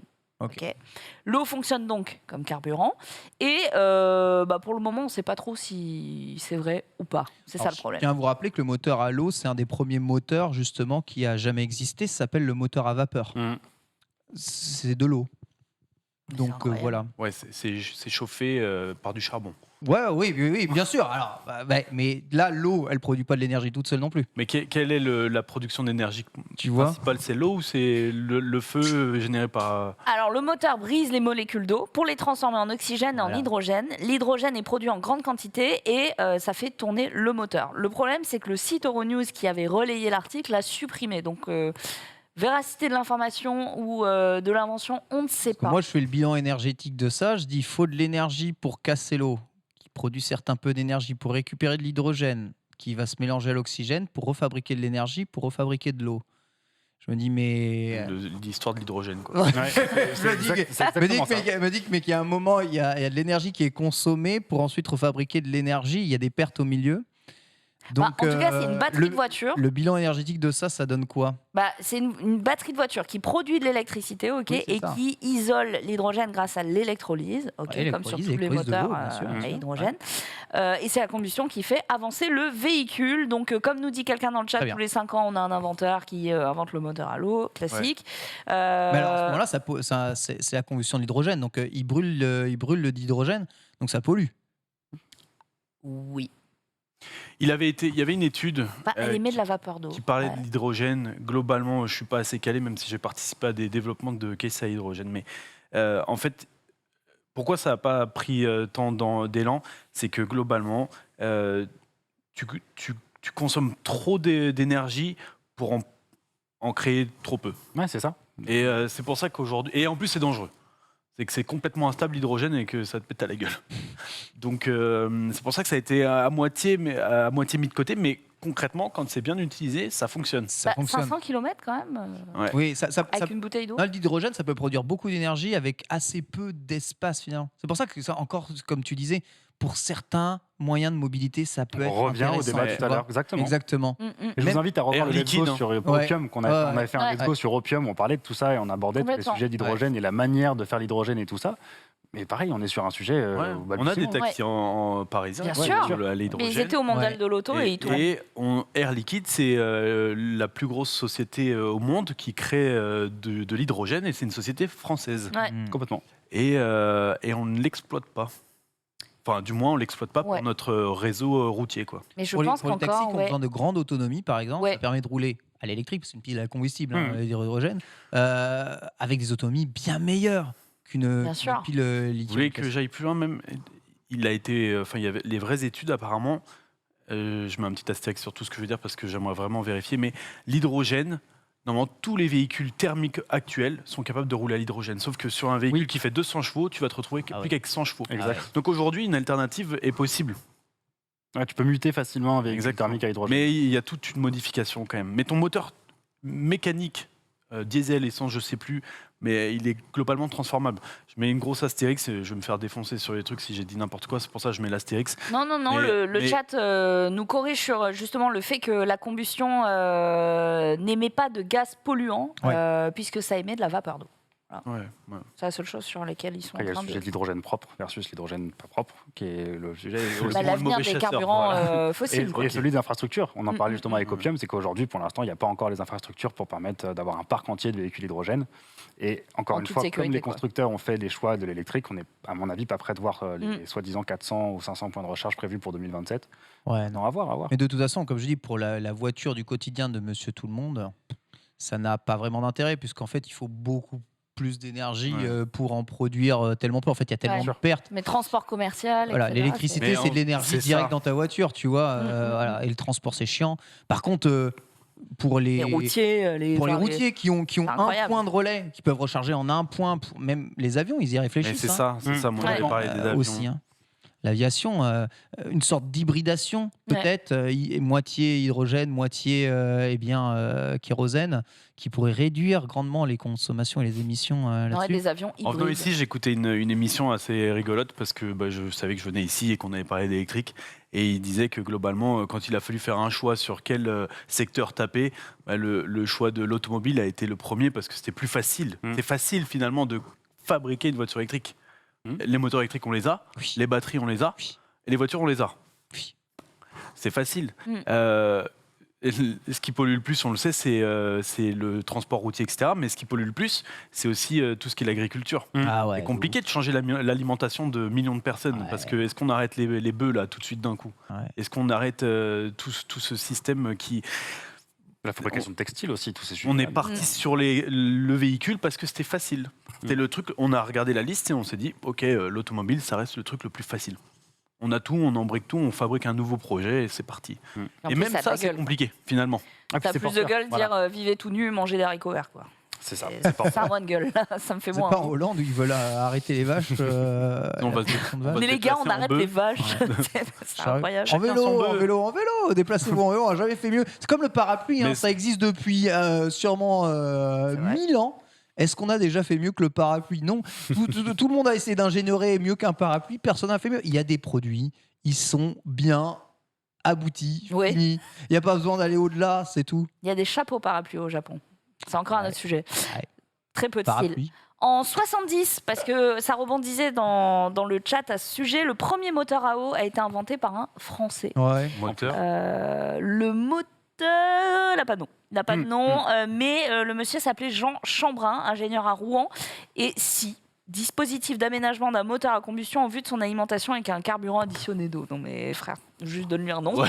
Voilà. Et c'était en 74. Et eh bien, il avait cassé la molécule d'eau entre oxygène et hydrogène, mais le moteur fonctionnait avec 60% d'eau et 40% d'alcool. Bon, la consommation de carburant avait chuté de C'est un alambic, le 50%. truc. Ouais, c'est ça. Voilà. Donc, en vrai, vous pouvez trouver, je pense, sur Twitter notamment et sur Google plus largement, eh bien, l'invention de ce monsieur Ricardo au Brésil. À voir si c'est vérifié, mais en tout cas, ça pose des questions pour l'avenir. Et on y revient hein, sur les coûts de production des moteurs à hydrogène, etc. Bon. On verra. Et c'est tout pour les news, il me semble. Question, dans le Oui. chat, il s'interroge plus sur le fait qu'on porte des casquettes ou plus sur le fait que Ken ait gardé son casque vélo du Je coup pense que maintenant c'est normal. Non, Moi, je ça, pense- ils n'ont pas Ils ont réagi. l'habitude. Ouais, ils ont pas réagi, d'accord, ils ont qu'il y a- l'habitude. Ouais, Ce qui ouais. est assez bizarre, mais non, il réagit surtout sur tout ce qui est polluant, comme disait Laurent, hein, le textile, Bah oui. le portuaire, le chauffage des maisons, etc. Enfin, Et de plus en plus aussi, on y vient, mais tout ce qui est les data. Ah bah les Parce que data centers, c'est devenu un centre de pollution énorme. bien En sûr. vrai, aujourd'hui, c'est tellement facile de cracher sur l'autre et ainsi de suite, alors qu'en fait, on pollue tous. Ouais. Et je sais plus qui disait ça, mais il faut arrêter de critiquer l'autre ou quoi que ce soit. Il faut chacun faire un petit peu. C'est ça. Et encourager l'autre au lieu de le critiquer. Pour ça, je C'est disais vrai. que c'est important de faire, voilà, de comprendre que l'électrique c'est bien pour d'autres, mais pas bon pour quelqu'un. Et celui qui n'a pas de voiture, mais qui passe sa journée devant Netflix à remplir les datas, Ne vaut à pas envoyer des transferts, etc., Bien sûr. ne vaut pas mieux, exactement. Mais quelle sagesse, ce Laurent. Moi, Je sais pas ce qui me prend aujourd'hui. C'est incroyable, mais T'en veux non, mais Comment ça Euh, nous fait réfléchir. Tout ça, on continue avec une autre news, et ça va plaire à Ken, puisque Ah. Qu'est-ce que tu vas me sortir encore il y a un peu de camping dans cette news. Oh non. Il y a un petit peu de vélo aussi. Oh, camping et vélo. Ouais, Ah, ouais, oh, non, mais mais c'est attends, incroyable. Je Cette déteste le news, camping. elle C'est est. pas parfait pour Ken. Je trouve que tu as une petite obsession pour le camping quand même. La van life, Ouais, ça voilà. me dit. Mais le camping. Les en campings mode, sur toi, camping, Même le Porsche camping, t'étais Ouais, assez hype. Là, je te le dis tout de c'est le suite, côté ça a une baroudeur. gueule. Ouais, c'est ça. C'est très vite fait. Hein. Niveau. Oh Ah, ton Incroyable. vélo te sert de tente. Ouais, Ah ouais, c'est- le vélo cargo modifié. C'est vraiment Wow. une tente, quoi, hein, les gars. C'est vraiment une tente. Mais comme tu le disais, hein, la mode du van, Ken ça va touche l'acheter. absolument tout le monde. Les petits fourgons, les ludospaces, les breaks, voilà. Et là, on a le Space Mais- Camper, un des spécialistes allemands du genre. Et Ouais. eh bien, une offre à base de vélo, comme vous pouvez le voir. Alors, à la base, Space Camper, il s'attelait sur la base du Volkswagen Caravelle ou Multivan. Ouais. Et là, ils se mettent carrément sur le vélo. Sur vélo cargo. Il est avec c'est- son ordinateur à la Ouais, campagne. il a un bureau rétractable planté sur C'est le ce qu'on appelle cadre le de flex son office. vélo. C'est ouais. C'est flex office de ouf. Mais les réunions Zoom ont de la gueule, quoi. Ah Ah, ça, c'est clair, t'as pas besoin de mettre un fond d'écran. Ken, tu es où? Je suis En en télétravail, Normandie. En mais Normandie. obligé, là, Ouais, c'est incroyable. c'est obligé, c'est cramé. Ouais, le vélo cargo adapté, bon, ça reste assez rudimentaire. Vous seriez étonné de voir tout ce qu'on peut mettre sur un vélo classique sans avoir Bon, on besoin avait de vu vélo ton sac la dernière fois cargo. déjà. C'est c'était- hallucinant. Mary On peut Poppins, porter quoi. une vie entière C'est fou. sur un vélo. C'est n'importe Chaque quoi. redémarrage doit être galère, non? Oui et non, en Ah. vrai. En fait, ce qu'il faut, c'est bien pacter, toi, Marie Kondo. Et si tu fais bien ton pactage, comme de façon militaire, tente, comme en couette, mais aussi, tu sais, petit tapis pour pouvoir dormir sur le sol, puis commodité pour cuisiner, plus change, tu peux tout avoir sur un seul et même vélo. Et transporter ça ouf, parce que bah, le rendement d'un vélo, c'est vraiment débilissime, hein, à quel point ça peut tracter des charges lourdes relativement facilement, tant que ça monte pas trop. Et quand ça monte, il y a l'électrique. En tout cas, là, on a un concept qui vous donne donc un vélo, un espace de rangement, un siège, une table pour manger, un lit pour dormir, un toit pour s'abriter. On a un prix pour ça? On a certainement un prix parce que au-delà de toutes les capacités de ce vélo, donc derrière 14 Oui. vitesses, capacité de 500 watts de l'heure, avec un second pack de capacités identiques qui peuvent compléter cette offre, on est à votre avis, combien ? Bah, le Je vélo, dis- déjà, il coûte 6 000. Moi, je dis Donc, c'est plus. 13. 13 000 Ouais. Ok. Moi, j'aurais dit 8005. 8 Non, 500 7005. 7005, eh bien, c'est Romain qui est le plus proche, je pense, puisqu'on est à 7919, Voilà. Ah ouais. mais c'est la base. Si Ah, vous voilà. complétez avec les petits accessoires, on arrive à 10 000, effectivement. Donc Et là, le vélo c'est de base, il carrément- coûte 6 000. Ouais, c'est pour Ah, ça. Voilà. 2000 Pour ça, d'accessoires. ouais, c'est ça. Mais les Space Campers sur van Volkswagen, on est déjà à 60 950. Donc, au final, c'est peut-être la version la plus... Moi, j'attends le ID Buzz Camper Van. Je vois Le le ID, premier, ouais, le premier qui sort, le ID Buzz Camper Van. Tu pourrais là, craquer Là, il y a peut-être un client. Aïe, aïe, aïe, aïe, aïe. Parce que Mais là, en la tout régie cas, s'est engagée pour toi quand même. Je sais pas si t'as vu, mais J'avoue, elle va j'avoue. l'acheter. Ah, D'accord. mais si je dois faire en vrai, ouais, je suis feignant, moi. Quand je fais l'itinérance à vélo, je prends un hôtel. À la fin de la journée, je prends un hôtel.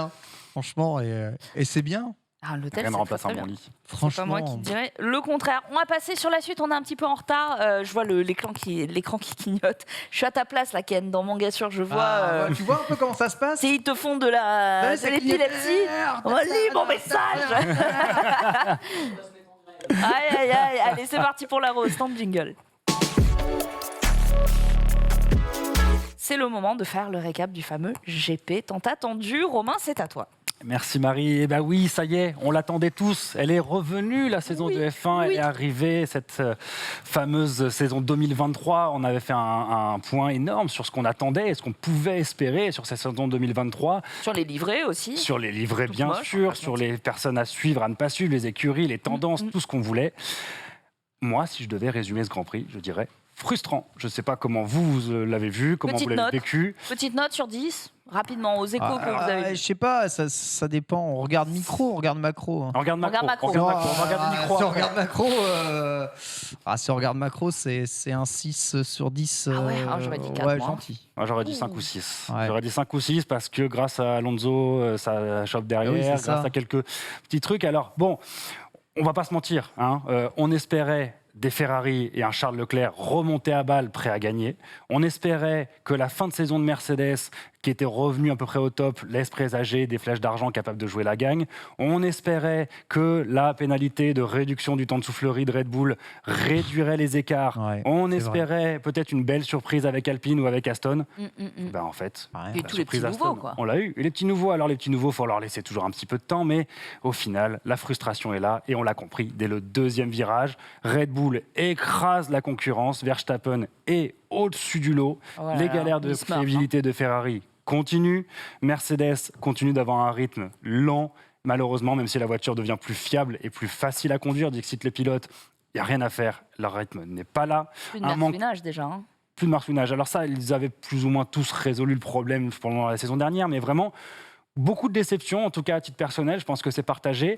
Ce n'est que le premier Grand Prix, beaucoup de choses à attendre. Encore une fois, bien sûr, tout va évoluer, les écuries vont se mettre en ordre de marche, vont faire évoluer, vont avancer. Il ne faut pas tout de suite enterrer Ferrari, il ne faut pas tout de suite enterrer McLaren, il ne faut pas tout de suite... McLaren, il ne faut pas tout de suite dire que Red Bull va tout écraser, même si là, honnêtement, ça fait peur. McLaren, ils ont pris une claque, comme McLaren, on nous ils dit ont pris une dans le chat. Oui. Alors, bon, reprenons le Grand Prix, on va le diviser en 4 temps forts. La Ouais. partie du départ, la partie des arrêts au stand, un petit peu pour faire simple. La deuxième partie du Grand Prix est la phase d'arrivée. Alors, je vous rappelle que Max Verstappen partait en pole position et les 2 Red Bull occupaient la première ligne devant les 2 Ferrari. On avait ensuite l'Aston d'Alonso, les 2 Mercedes, l'Aston de Stroll. Donc déjà des qualifications qui montraient que les voitures avaient un petit peu leur rang. C'était un peu triste, on espérait un gros melting pot, beaucoup de diversification au niveau des premières places. On se retrouvait avec finalement quelque chose de pas très nouveau. Maintenant, dès le départ, il s'est passé quelque chose d'intéressant, c'est que Charles Leclerc a pris le dessus sur Perez. Il a noté que tous les pilotes partaient en pneus tendres, à part, je crois, la Haas de Magnussen, mais du coup, on était tous sur un pied d'égalité au lancement. Et on a vite cru qu'il y allait avoir peut-être un petit duel très sympa, puisque Leclerc, quand on voit qu'il se propulse devant Perez au premier virage, on se dit ça va être cool. Et en fait, Moi, à titre perso, au 3e virage, on voyait que Verstappen, il y avait il avait déjà déjà 2 virages d'avance. C'est abusé. C'était un petit peu inquiétant. Et puis après 5-6 tours, il avait, je crois, si je dis pas de bêtises, 5 secondes d'avance à 7 tours, 8 secondes d'avance à 10 tours. C'est ça, c'est Malheureusement, exactement ça. tout de suite, on a compris que C'est exactement, voilà. c'était fini. C'était fini. Donc, en dehors de problèmes de fiabilité, quoi. voilà, on espérait ça, mais on sait que Red Bull, ça ne marche pas. Et derrière, on s'est vite rendu compte aussi que les Ferrari ne sortaient pas du lot par rapport aux autres, que ça se doit garer un petit peu. On a failli avoir un petit accrochage entre Stroll et Alonso, parce qu'on parle tous de la magnifique course d'Alonso, Oui. c'est vrai, mais elle a failli être annihilée dès le premier Bien tour avec ce sûr, raté bien sûr.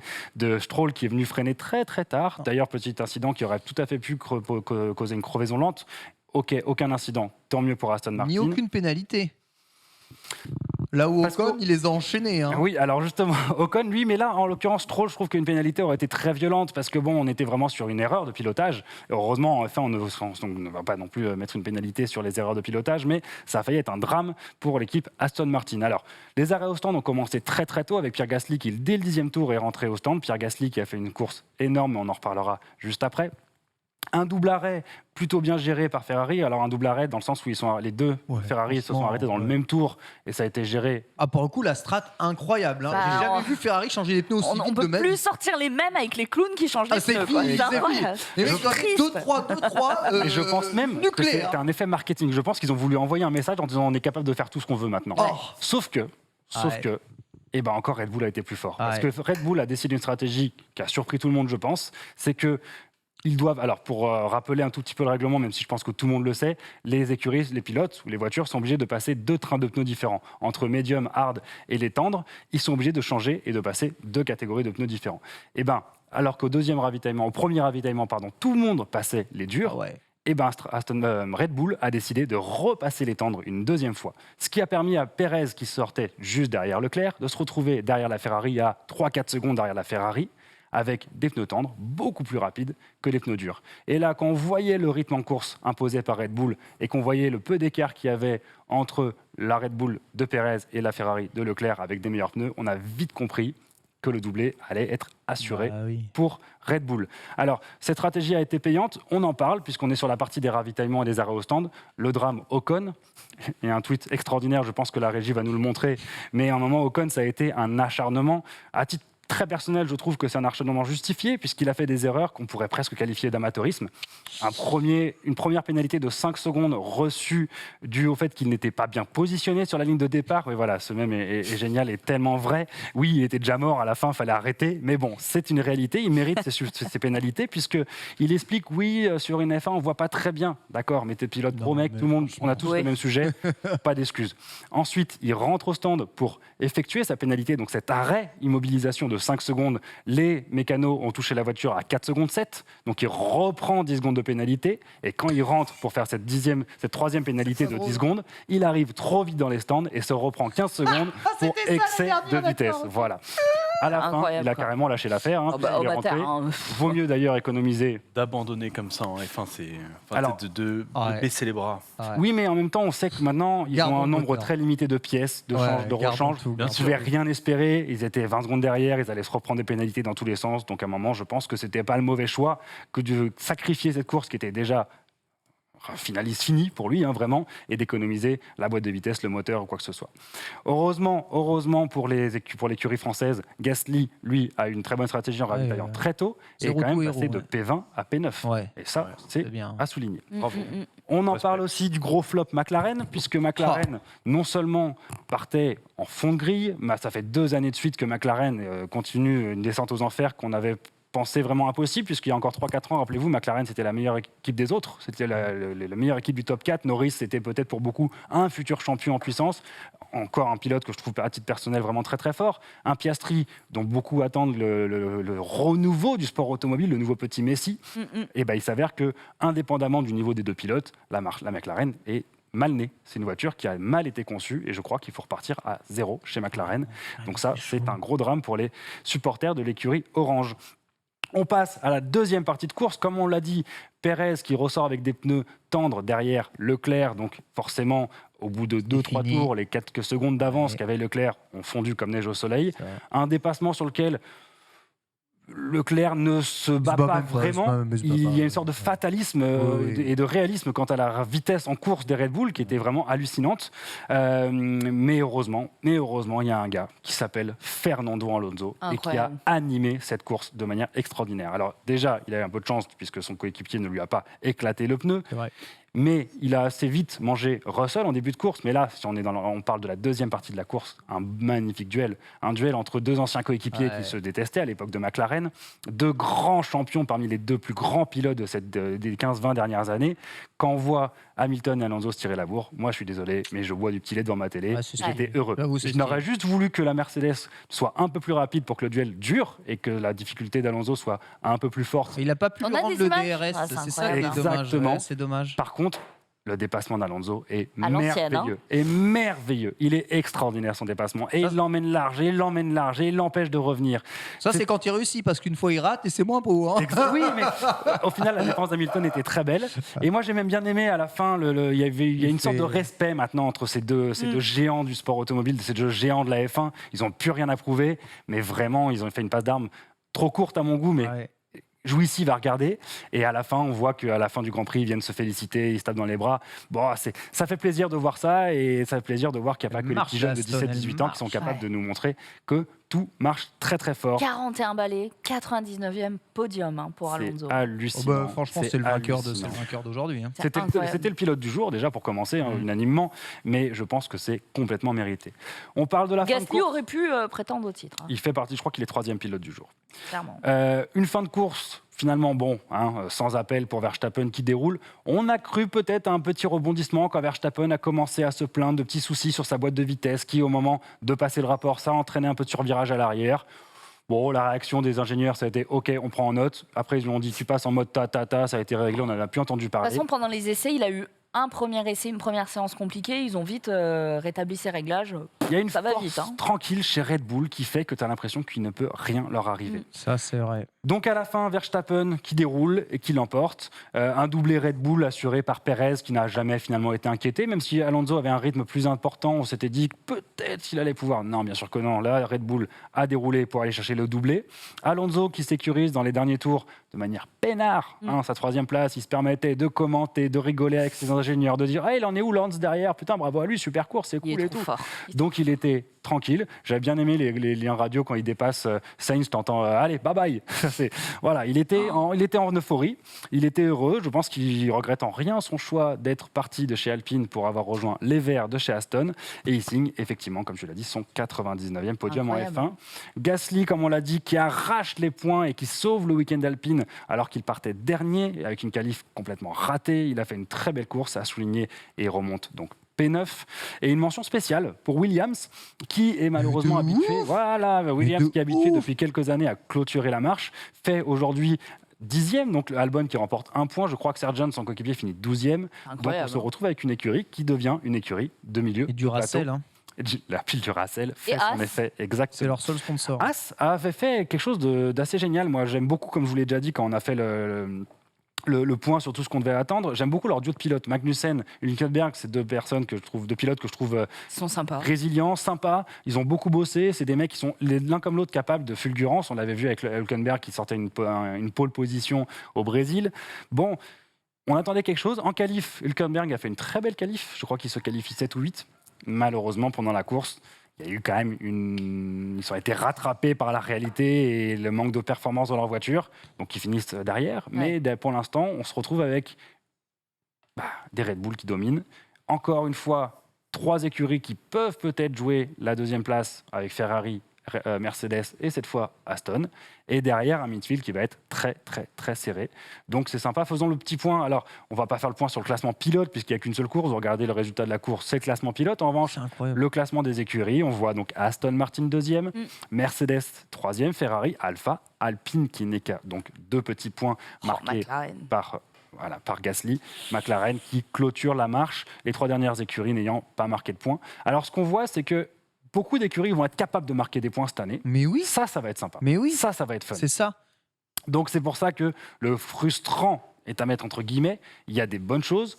Et il ne faut pas oublier non plus qu'au premier Grand Prix 2022, les 2 Red Bull étaient out. Verstappen était out et Perez était out. C'est Et exactement ce que j'allais te dire. voilà. Et après 3 ou 4 Grands Prix, tout le monde disait, bon, Leclerc va être champion du La monde. saison est longue. C'est vrai. La saison est longue, exactement. Il peut se passer plein de Il est choses. maudit, Leclerc, c'est incroyable. Quoi. Alors, et voilà, Il est maudit. J'en ai pas parlé, mais on va faire un petit point sur l'incident Leclerc. Alors, il y a eu beaucoup d'informations différentes, ça a été officiel maintenant, c'est un problème d'électronique. Le moteur 40e tour. s'est éteint, 41e tour ou 45e tour, je ne sais plus. Il est en P3, Oh, ce qui était déjà putain, la frustrant. haine. Alors, moi, j'étais un peu déçu d'entendre les discours de Ferrari qui se satisfaisaient de P3, Fred Vasseur ou même Leclerc qui disaient on ne pouvait pas faire mieux, on était déjà content de cette position, certes. Mais au final, quand on voit la Ferrari qui n'a plus de jus et quand on voit la tête de Leclerc quand il sort, bon, bah, Voilà, on ça a dit l'impression tout, que ça hein. recommence en fait. Ça recommence. On a l'impression que ça recommence. On a envie Sainz d'acheter une qui- SF90. Hein. Sainz qui sauve un peu les meubles. Hein, Sainz qui sauve les meubles, voilà. Alors, ce tweet est assez génial aussi. Hein. Image rare de Charles Leclerc sur un véhicule qui fonctionne. Ça fait mal aux supporters de Ils Ferrari. étaient trop heureux là. mais- Fédé de la Louse passait une trop bonne journée, je crois. Hein. Alors, il y a eu des tweets assez extraordinaires hein, sur plein de choses. Alors, justement, on parlait tout à l'heure de Piastri. Je ne sais pas si la régie peut nous sortir le tweet de Piastri concernant Piastri qui est génial parce que Piastri, donc la McLaren, on continuait dans la logique des fails. Voilà. Alors, la McLaren est rentrée au stand pour changer de volant. Petit problème de volant. Et là, la McLaren est jamais Ah, repartie. oui, là, puis avec le logo Logitech G en plus Évidemment. dessus, là, terrible. Oh là On a eu là. vraiment l'impression, en plus, même quand les commentateurs étaient un peu circonspects, mais Villeneuve dit bah, elle a arrêté la voiture, qu'est-ce Ouais. qui se passe? Et on a eu un peu le bruit, là, tout doudou. On a eu Ouais. cette impression-là voilà, reset, quoi, fini, Reset, rentre chez toi. exactement. Au revoir. Donc ça a été surprenant, c'était assez original, mais on pourrait faire le même tweet sur la Ferrari de Leclerc, hein, qui Et- en sortie de virage n'a plus rien, n'a plus de jus, va la garer et rentre chez lui, donc c'est un peu triste. Merci Romain pour ce spoil monumental. J'avais pas vu le Grand Prix, je voulais pas le dire, mais bon, je vais pas le regarder maintenant. Maintenant, Ça a regardé. Hein. on va faire un récap de tous les Grands Prix de F1 dans Let's Go, donc il va falloir que tu les vois. Ouais, faut J'ai que pas tu pu, les je vois. travaillais ce week-end. J'ai pas pu. Ah, c'est une bonne excuse, t'as une super excuse. Côté presse italienne, juste un petit point, puisque évidemment les Italiens, ils l'ont un peu là. Ils se consolent avec une statistique. Savez-vous que depuis 2017 et jusqu'à l'année dernière, Ouais. eh bien, le pilote à avoir remporté la première course de l'année n'a jamais été sacré champion à son Bah, c'est terme. exactement ce Oui, que mais j'allais dire. on est en tout à est fait là. d'accord. L'année dernière, ils ont commencé le premier Grand Prix Ferrari. Les 3-4 premiers Grands Prix, ils étaient au-dessus du lot, complètement. Donc, sûr. moi, je dis, tant que c'est pas fini, c'est pas fini. Alors, je suis d'accord avec toi à 100%. Mais si on doit vraiment comparer les deux saisons, l'année dernière, Ferrari était bien en début de saison. Et surtout, Red Bull avait un problème de fiabilité. Donc, c'était pas tant que Ferrari avait un rythme extraordinaire, plutôt que Red Bull n'arrivait pas à faire finir ses voitures. Là, il y a eu une différence de rythme qui était criante. Ah ouais, On parle de 8-9 secondes à la fin. L'année dernière, Première- c'était la première livrée des nouvelles voitures, c'est ça? En plus. Voilà. Alors, Là, Je c'est suis bon, d'accord elles avec sont toi. abouties. j'espère que tu as raison. Oui, non, mais en fait, moi, c'est juste par expérience, la compétition reste la compétition. Et Entièrement d'accord. on est toujours influencé par une première course. Et C'est sûr, c'est sûr. Mais enfin, rien n'est fini. ça Rien reste n'est fait, même. j'ai envie de déprimant. dire. On sait que le Grand Prix influe beaucoup. Tous les Grands Prix n'agissent pas pareil sur les voitures. Il y en a qui s'en Complètement. sortent mieux d'un Grand Prix à l'autre. On sait que C'est soi-disant le bon Grand Prix pour Mercedes, par exemple. Ouais, Comme c'est ça. Le Bahreïn, c'est une piste ultra granuleuse. Mm. Bon, les pneus, il faut du méga dur dessus, quoi qu'il arrive. Mais quand tu vois que sans aucun mal, hein, même Pérez met 0,2, 0,3 à C'est ça. n'importe quelle voiture par tour, Pérez, un grand champion, hein, quand même, sincèrement, tu te dis la course, elle se joue derrière. Et en revanche, derrière, il y a de la baston de ouf. Il y a de la baston de ouf. Il y a de Alors, la baston je suis d'accord à 100% avec Laurent. C'est-à-dire qu'il ne faut pas enterrer les autres écuries tout de suite et il ne faut pas mettre Red Bull champion. Contrairement à ce que fait Russell, je pense que Russell fait pour mettre un peu la pression sur les autres, puisque Russell a dit « je parie que Red Bull va gagner toutes les courses ». Bon, bah, il a posé ça là. Ouais, il a posé dit, ça là, vous il a démerdez posé avec ça cette là. histoire-là. Bon. Je pense que ça, c'est une manière d'enlever la Il y aura pression. forcément des courses où ils vont être Bien pénalisés, qui va y avoir un accident En un accrochage revanche, au début. sur ce Grand Prix, ils étaient sur une autre planète. Zéro. Ils Ouais, étaient non, mais vraiment sur ce Grand une- Prix, zéro c'est- match-up. Je l'ai pas vu, mais ça a l'air d'être fantastique. Zéro. Alors, bon, Enfin, non, d'une certaine on manière. va faire un petit point sur les tops et les flops. Ceci n'engage que moi. Et dans le chat, après, vous avez la parole sur vos tops et vos flops. Moi, dans les tops, bien sûr, alors beaucoup, maintenant, si vous nous suivez, vous le savez, moi, je suis plutôt pro Ferrari, mais il n'y a rien à faire. Il faut reconnaître que Max Verstappen a été extraordinaire. Red Bull Ah, il est continue de trop faire un fort, travail il est trop génial. fort. Ça, c'est un robot, Verstappen, hein, c'est c'est un un humain, c'est ChatGPT, il conduit, il n'y a aucun problème. Hein. Ouais. Et ben voilà. Et ben, Voilà. je suis entièrement d'accord avec toi. Il y a une sorte de sérénité absolue qui sort de Verstappen. C'est-à-dire que là, dans le Grand Prix, à aucun moment tu te dis il va faire une erreur. Ah, Ouais. non, non, non. Tu te dis il déroule. Ça roule. Il déroule. C'est un robot, le mec. Et je trouve qu'aujourd'hui, c'est le seul. Leclerc, quand il est en tête, au-delà du fait que la Ferrari peut avoir un problème de fiabilité qu'on connaît à tout moment, tu sais qu'on l'a vu faire des erreurs. Verstappen, il n'en fait plus. Il sait des partitions parfaites du début à la fin, tout le temps, comme Hamilton à son époque, comme Schumacher à son époque. Et ça, rien à dire, chapeau l'artiste, quoi. Donc, pour moi, je ne peux pas mettre Verstappen, personne d'autre que Verstappen en haut de ce top. Il a un mental, le mec.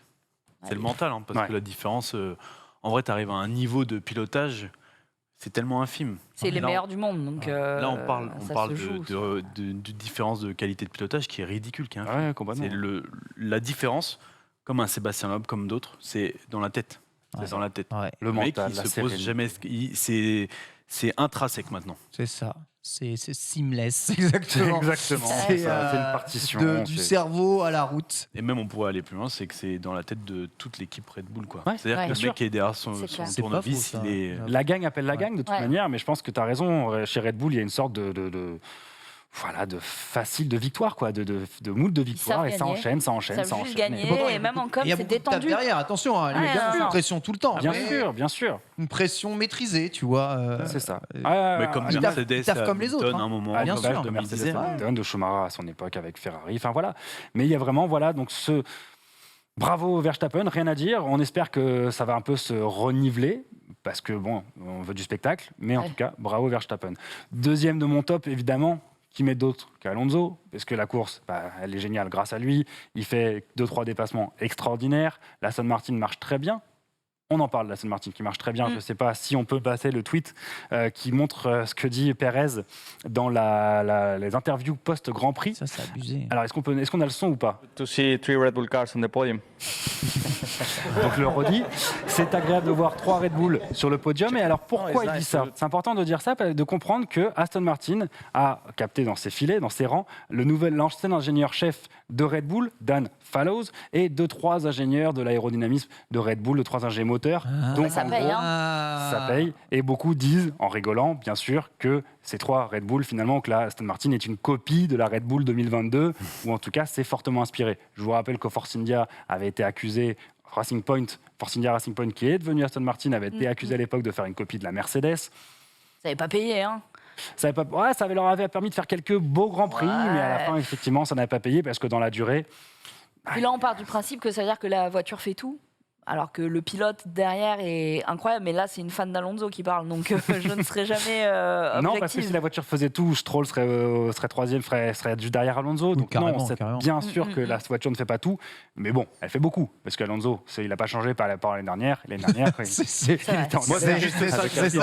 C'est juste ça que j'adore, parce que quand tu vois les petits jeunes qui regardent la F1, ils te disent mais c'est qui Alonso, c'est qui ce blaireau? Et moi ça me fait rire. C'est génial. S'ils savaient, pour moi c'est une machine ce mec. C'est celui avec lequel on a grandi, quoi. On se rappelle tous du Grand Prix d'Italie à Monza. Où Alonso tient pendant 14 tours Schumacher dans son dos, avec la Renault qui marchait moins bien que la Ferrari à l'époque, et il le retient. Alors moi j'étais fou de Schumacher à ce moment-là, donc je voulais qu'il le double, mais non, Alonso avait été trop fort, et c'est un mec, ça c'est en 2004 ou 2003 je crois. Non, on se souvient en 2000, je crois que c'est 2021. Au moment où on commençait à assister à des départs en retraite de certains grands champions, il a déclaré: moi je n'ai pas de plan B après la Formule 1, peut-être un Paris-Dakar. Le mec il est en mode un peu chill, mais il a quand même dit en interview, avec toute l'arrogance qui est dans son personnage, il a dit: moi en fait je compte pas arrêter tant que j'estime que je suis meilleur individuellement que les autres pilotes sur la grille. Il a un égo gigantesque. Il faut avoir un égo quand même. Mais attention, là le chat a raison, la régie a raison. Alonso, c'est un mec qui a un égo surdimensionné, mais c'est un mec qui n'a pas hésité à sacrifier l'année dernière pour faire gagner Ocon. C'est vrai. Je le ressens pas comme ça. Moi non plus. Je le ressens pas comme un égo surdimensionné. C'est le vieux de l'équipe là, c'est le vieux du championnat. Il en a clairement. C'est le tonton quoi. Il s'en fout. C'est clair. Il est là, les gars, faites ce que vous voulez. Je peux en vrai virer moi, faites ce que vous voulez, mais je suis là et je gagne quoi. Ouais. Et il a plus rien à prouver, donc je sais pas. Tu peux te permettre en vieux sage, il se permet de dire des trucs que ça doit lui faire du bien aussi, parce que quand tu vis en sportif de haut niveau, t'es tout le temps pieds et mains liés et tu peux pas dire ce que tu veux. Là aujourd'hui, il a dépassé ça lui. Et puis là, en faisant un Grand Prix comme il vient de faire, il prouve encore que parce que ouvrir sa gueule, excusez-moi du terme, si t'as pas les résultats derrière, bon, mais là, voilà, ça doit lui faire du bien. Mais surtout, je pense que même si la Aston elle roule, il s'est quand même bataillé. Et je pense que ça, c'est un truc qu'on ne saura jamais calculer qui a surpiloté, etc. si Max il a déroulé, peut-être que finalement Alonso derrière il était vachement plus en train de se batailler. Au Et volant puis, de la- et de puis si la voiture. C'est quoi, C'est c'est vrai, Bah, c'est je te dis, c'est lui qui a gagné le Grand Prix, mais je te dis, c'est ça le truc. Mais oui, mais c'est Et les génial. autres, ils ont pris de leur médaille, ouais, Ouais, on c'est s'emmerde. exactement ça. Elle est géniale cette. Et lui, c'est une véritable victoire, tu C'est vois. génial. Mais je trouve ça méga triste. Ça faisait en fait. combien de temps qu'il n'était pas monté sur un podium? Ah, bah, bonne question, mais un petit moment. Ça fait un petit Un moment. très hein, long moment. Je pense que la dernière fois, Ouais. c'était quand il était chez Ferrari, j'imagine. Mais là où, tu vois, toi aussi, en tant que pilote, mais nous, on le voit aussi, dans Sport Auto, on le sait, à un moment, 2019. Hein, on 2019, me dit. d'accord. Je crois. Pas sûr. À un mais- moment, on dit toujours, une voiture, c'est la voiture qui fait gagner. Mais les pilotes, ils ont un rôle très, très important dans le Évidemment, développement des mais voitures. évidemment. Et peut-être que si l'Aston marche, c'est parce qu'Alonso a bossé Mais comme bien un malade sûr, cet c'est hiver vrai. avec les ingés. Il ne faut pas oublier ça. Donc C'est celui qui avait roulé le plus hein, dans le. Exactement. Et puis bon, Attends, l'expérience du mec Ouais. fait qu'il a un retour sur les datas, un savoir-faire de transmission d'informations et de retour d'informations aux ingés. Mm. Ça n'a pas de prix pour les Bon, je sais pas écuries. si Un t'as beau donné travail. tes flops, mais. Pas encore. J'ai pas fini sur les tops. J'ai même pas Ok, fini sur les d'accord. tops. Vas-y. Alors j'en mets un. J'ai hésité, mais je le mets quand même. Qatar. Je suis pas un grand fan du pilote, Ah ouais. de toute l'histoire. Et il a fait une erreur qui a failli coûter donc les 2 voitures de son écurie. Mais Stroll, faut pas oublier qu'il a été opéré d'une chute à vélo il y a 2 semaines. Ouais. D'un orteil cassé, ouais. d'un poignet en quel vrac. Ce qui warrior. explique Oh peut-être là le là. freinage un peu tardif. Oui, parce que même au comment on appelle ça, alors je pense qu'il a voulu pas bloquer les roues, il y a plein de raisons, mais je ne veux pas juger le pilote en tant que tel. J'étais en général assez dur, comme beaucoup avec lui. Oui, fils à papa, il est là parce que c'est le papa qui a l'écurie. Il est certes moins rapide qu'Alonso, on le voit depuis le début, mais ils sont beaucoup à être moins rapides qu'Alonso. Mais au final, faire P6, alors que tu as quand même un doigt de pied en vrac, tu as tout ça, bah moi je mettais une mention spéciale quand même, donc je le mettrais dans mes flops, dans mes tops quand même. Aston Martin évidemment, donc on vient de le dire. Je mettrais Gasly dans mes tops parce que je suis désolé, un mec qui part avec une voiture moyenne, parce La qu'elle est moyenne, remontada. faut être honnête, voilà, partir P20 et finir P9 et aller chercher le point, enfin les 2 points, je le mets dans mes tops. Je mets 2 mentions spéciales, une on en a parlé à Williams donc, parce que je pense que le travail qui a été fourni par l'écurie Williams est respectable et bravo à eux, pourvu que ça dure, parce que c'est toujours triste d'avoir une écurie qui finalement est cantonnée aux 2 dernières places du Je du pense plateau. qu'ils vont gagner plus de points cette année. Eh ben, je pense aussi. Et dernière petite mention spéciale dans mes tops pour Bottas, qui a fait une course très discrète, Ah ouais, mais qui à la fin, finit, si je dis pas de bêtises, il finit P8. Il finit P8 avec une course où il a jamais été vraiment inquiété par la concurrence. Il a été fait où sa il fallait, course. il a fait sa course. Donc petite mention spéciale parce que les alphas, elles sont toujours sympas et en plus elles ont un joli look. Et dans les flops, alors on ne peut pas ne pas commencer par Ferrari. Ouais. Je suis désolé, je mets même pas Leclerc là, je mets Ferrari. Même Sainz, quoi. La P4, voiture, hein. elle n'est pas au niveau. On attendait une voiture rapide, elle n'est pas rapide. Elle est correcte, Elle est rapide. elle est rapide, mais à un moment, le rythme de course, quand tu le compares avec la Red Bull, je suis désolé, Elle c'est n'est pas Red Bull. Elle n'est pas Red Bull, voilà. Elle n'est pas Red Ouais, Bull, voilà. c'est très bien dit. Elle n'est pas Red Bull. C'est tout.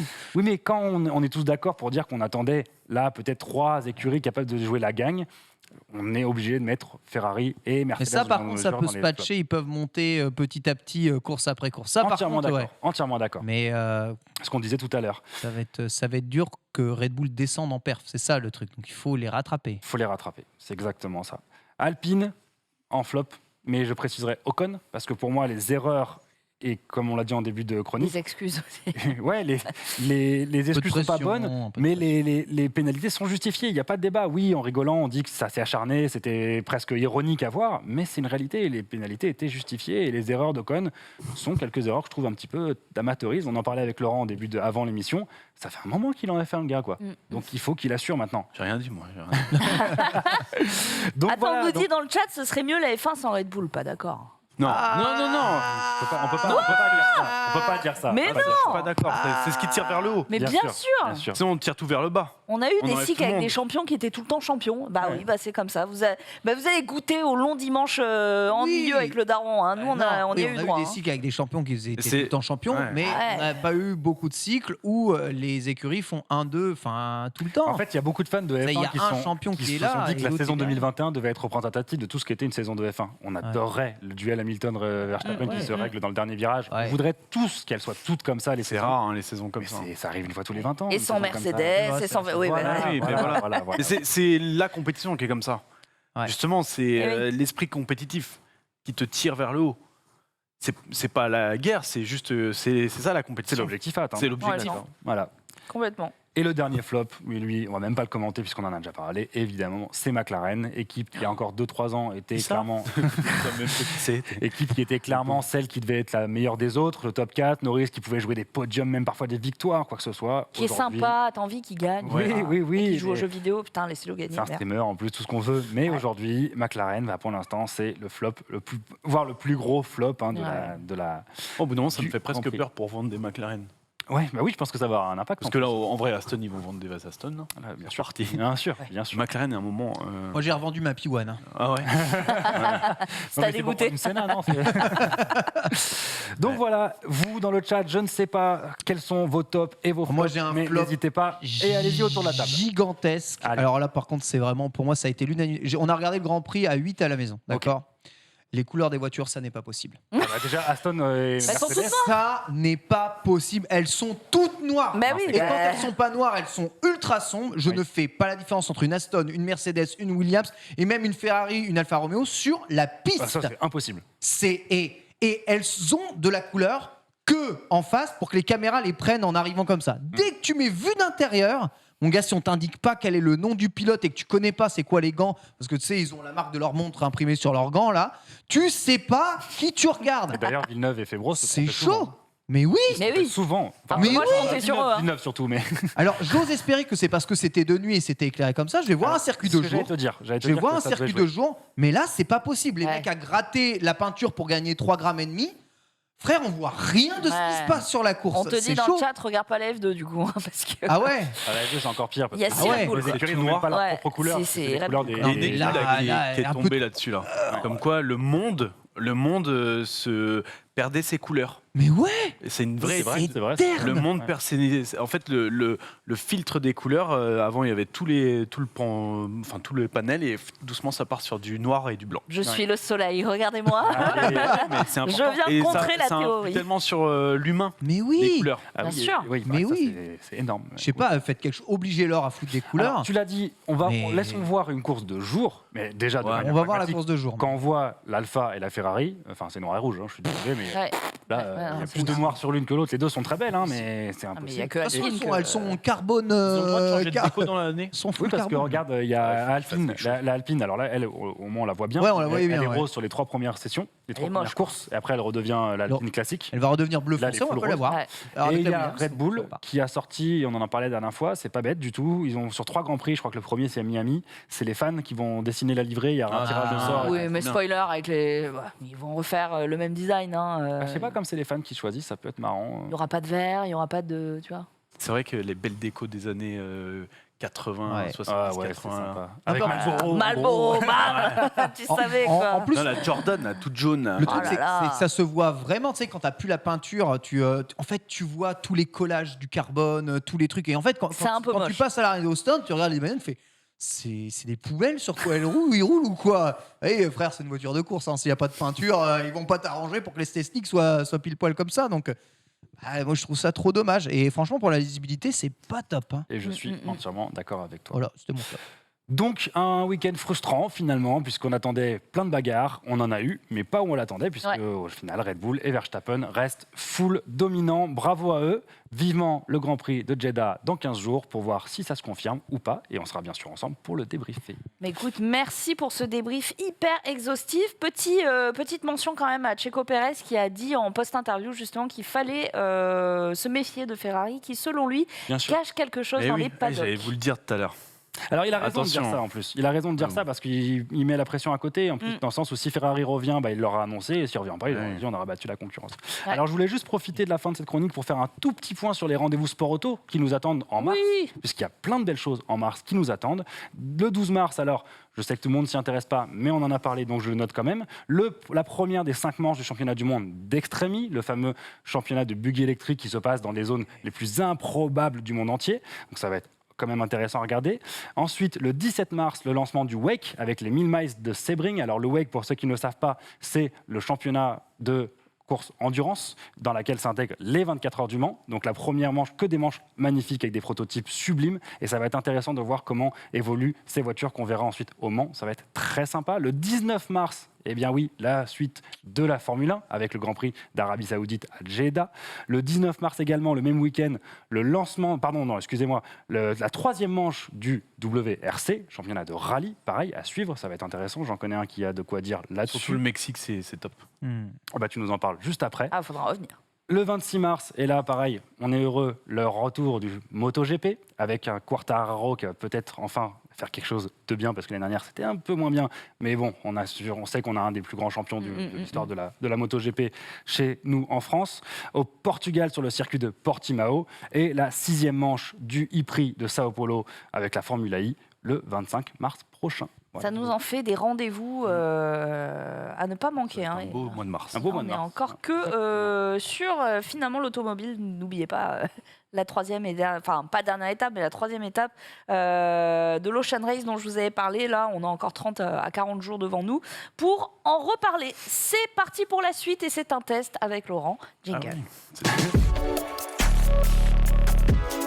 Laurent du Lascaux Show sur YouTube, cascadeur, pilote et surtout testeur de la Tesla Model S Plaid. Oui, tout à fait. Alors pour ceux qui nous découvrent, on a lancé une chaîne YouTube il y a 1 an.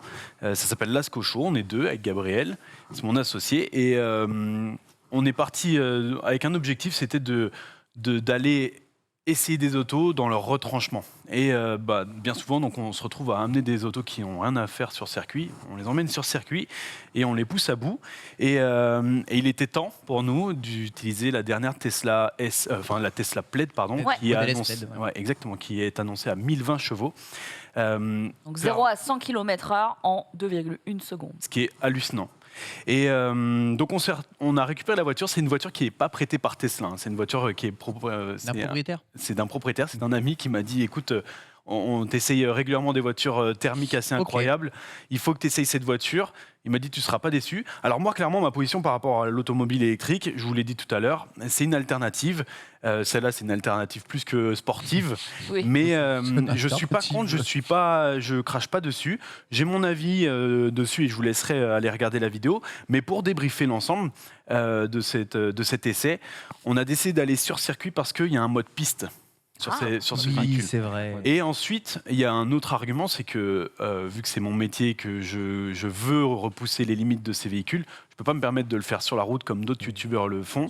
Et donc, je m'interdis de pouvoir communiquer sur des vitesses astronomiques sur la route, ou je m'interdis de mettre faire en danger, mettre les Exactement. autres en danger. Donc à chaque fois, on va sur circuit. Alors bien évidemment, on s'est fait un peu pourrir sur certains commentaires en disant mais une Tesla, ça va pas sur circuit, c'est pas fait pour ça.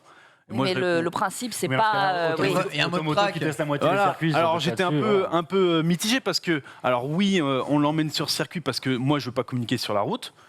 Et surtout, moi, je l'emmène sur circuit parce que bêtement, on me dit qu'il y a un mode piste. Donc, on va l'utiliser. Je veux la pousser. Et donc, la subtilité, en fait, entre Gabriel et moi, c'est que Gabriel, lui, il est pro de l'image. Et moi, je suis pro de l'automobile, c'est mon métier. Et donc, ça permet d'avoir une nuance et d'avoir L'écran. Ah non, mais c'est la vitesse lumière. Exactement. J'adore. En fait, ça s'appelle, c'est la procédure de départ. C'est-à-dire que tu fais un launch control et réellement, je vous le dis, j'ai jamais ressenti une accélération aussi violente. Ouais. Peut-être si avec une DS3 WRX, c'est les voitures de rallycross qui font 650 chevaux et qui accélèrent en moins de 2 secondes. Mais c'est une voiture de course. Encore, ouais. Et t'es tout seul dans la voiture. Là, tu peux être à 5. Ouais. Ta voiture, elle fait 2 tonnes 2. Et tu prends tarif. Et réellement, T'as les gamins derrière. c'est une violence absolue. Vache. Et donc, alors pour la petite histoire, sur la route, en allant sur ce circuit, ce que je peux pas mettre en vidéo, mais je peux vous le dire, forcément, je l'essaye la voiture et je perds les freins sur la route. Ah ouais. Parce qu'on ne se rend pas compte, mais avec 1000 chevaux, en fait, les distances entre chaque virage, elles sont raccourcies. Ouais, ils sont raccourcis. Et le poids du véhicule et les distances de freinage, elles peuvent pas se raccourcir. Donc en fait, il y a un moment où je me dis, mais c'est pas possible, je commence à avoir la pédale au fond, quoi. Alors je perds pas réellement les freins, mais j'ai la pédale qui...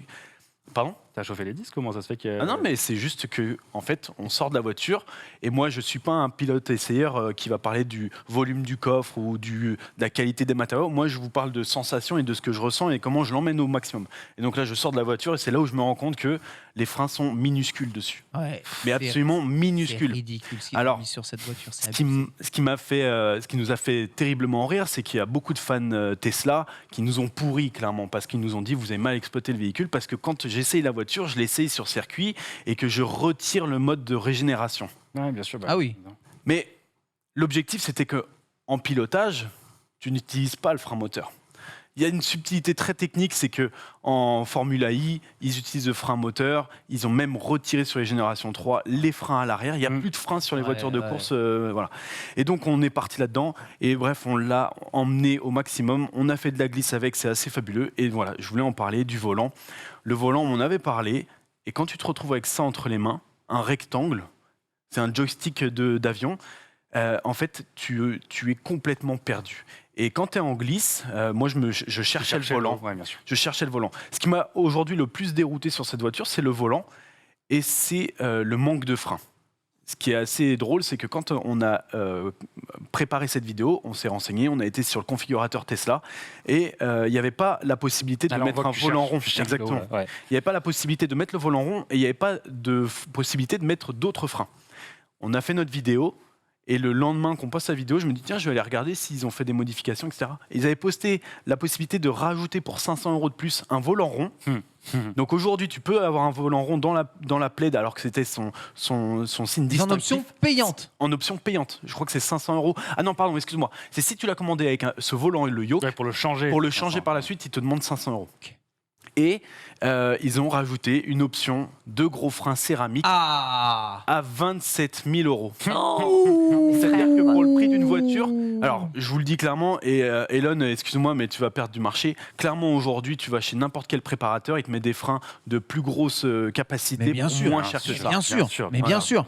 Et donc là, dans la vidéo, j'explique simplement, on l'a fait exprès, hein, c'est romancé, c'est du cinéma. Je dis, en fait, on est arrivé sur le circuit et j'ai expliqué à Gabriel. Écoute, ça va, on nous dit dans le chat. Bon. Pardon, ça va, 27 000 €. ça se relativise, visiblement. Quand on était sur la route, donc j'ai expliqué que je perdais les freins. Et donc on arrive sur le circuit, je fais 2-3 glisses et je me rends compte qu'on a fusillé les pneus en 3 glisses. Parce qu'avec 2 tonnes 2 et presque 1000 chevaux. Ton pote est heureux ou pas? Alors le propriétaire, lui, il a adoré. Et depuis, il a dit écoute, j'ai acheté le volant rond et j'ai acheté les gros freins. On va refaire la vidéo. Ouais. Et parce qu'en fait, j'ai arrêté la vidéo. On a fait exprès. En fait, alors, je vais révéler un truc. C'est qu'on a cherché à la fin à abréger la vidéo parce que j'arrivais pas à freiner et j'avais plus de pneus. Et j'ai dit il faut qu'on buzz un petit peu. J'ai fait la putaclic. Et j'ai voulu faire un tête à queue pour qu'on abrège et qu'on finisse sur une note un peu spéciale. Et le tête à queue a fini un peu dans l'herbe. On l'a romancé, on l'a mis un peu en avant. Et voilà, là, je perds la plaque Lascocho. Ah ouais. Et là, voilà, je lui dis, écoute, je vais essayer de faire un tête à queue ici, filme-le. Et sauf qu'en fait, avec le poids, je me suis laissé embarquer. Elle drift quand même.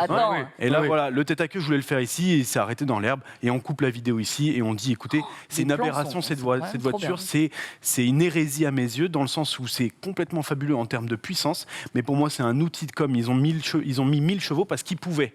Puis c'est la réalité, parce que je vois quelqu'un dans le chat qui dit oui, mais ça c'est sur le papier, c'est pas la réalité. Non. C'est 1006 horsepower, donc c'est vraiment la fiche d'homologation américaine de l'EPA qui annonce donc c'est 1006 HP et ça correspond précisément aux 1020 chevaux revendiqués par Tesla. Oui, et merci de faire ça.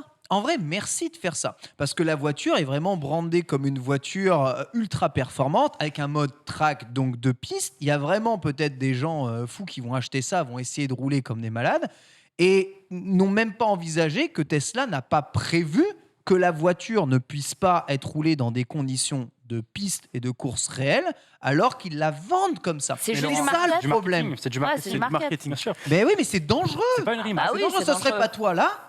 Il y a un mec qui peut tirer tout droit, tu vois. Alors, j'ai plein de choses à dire, mais on a peu de temps. Mais on l'a passé au banc dans la vidéo. Ouais. Je l'ai passé au banc. Donc voilà, elle fait bien plus que 1020 chevaux. Ah ouais. Et elle est annoncée à 1400 Nm, elle est à plus que 1400 Nm. C'est monstrueux et vous n'avez pas idée de la violence de l'accélération. Et en fait, nous, on s'est fait un peu pourrir parce qu'ils m'ont vu retirer la régénération. Ce qui m'aurait aidé à garder un peu plus de freins. Mais moi, je les ai quand même perdus, les freins, avec la régénération. Oui, Et quand tu analyses un peu la conduite d'un mec Tesla, tu les vois, en fait, ils freinent jamais. Donc, bien sûr. Le vrai mec qui roule avec une Tesla, il évidemment, si tu peux très bien utiliser cette voiture en conditions normales. Évidemment. Mais la voiture ne t'empêche pas de retirer la régénération en mode course. La voiture devrait t'empêcher parce qu'elle devrait savoir que si tu ne l'as pas, tu vas perdre des freins et tu vas perdre tes freins. La voiture t'empêche pas d'être roulé de façon dangereuse. Non, le problème est vraiment c'est Tesla le souci. Alors, est-ce que c'est une erreur de leur part? J'ai du mal à l'imaginer, que c'est que du marketing qui n'est pas Mais maîtrisé bien d'un sûr point que de vue si. technique. Regarde, ou Déjà, c'est pensé pour des routes américaines comme ça, mais Oui, ils vendent mais quand même ça en est-ce qu'il n'y a pas une France. volonté de te vendre Et- leur, mais bien leur sûr pneu, que si, mais bien sûr leur que si. frein à 27 Ils en ont rien à foutre, c'est pas Et regarde, pensé. Non, ne serait-ce que le Putain, volant c'est- dont Laurent parlait, le volant, ça c'est un volant de monoplace. Ça n'existe que sur des monoplaces. Avec des Oui, voitures et t'as maximum, bien et- sûr. et où t'as tu pas vas la jamais lâcher les mains. C'est ça, n'est t'as pas la fait pour position ça. de conduite Voilà. d'une monoplace. T'es bien en trop Amérique- haut pour Il y a rien rouler. qui va. En Amérique, ils n'ont pas de rond-point. Mais clairement, C'est ça. c'est un peu. Ils ont des grandes Ouais. lignes droites, des Ouais. grandes Mais routes. ça a été fabuleux, cet essai, il a été vraiment.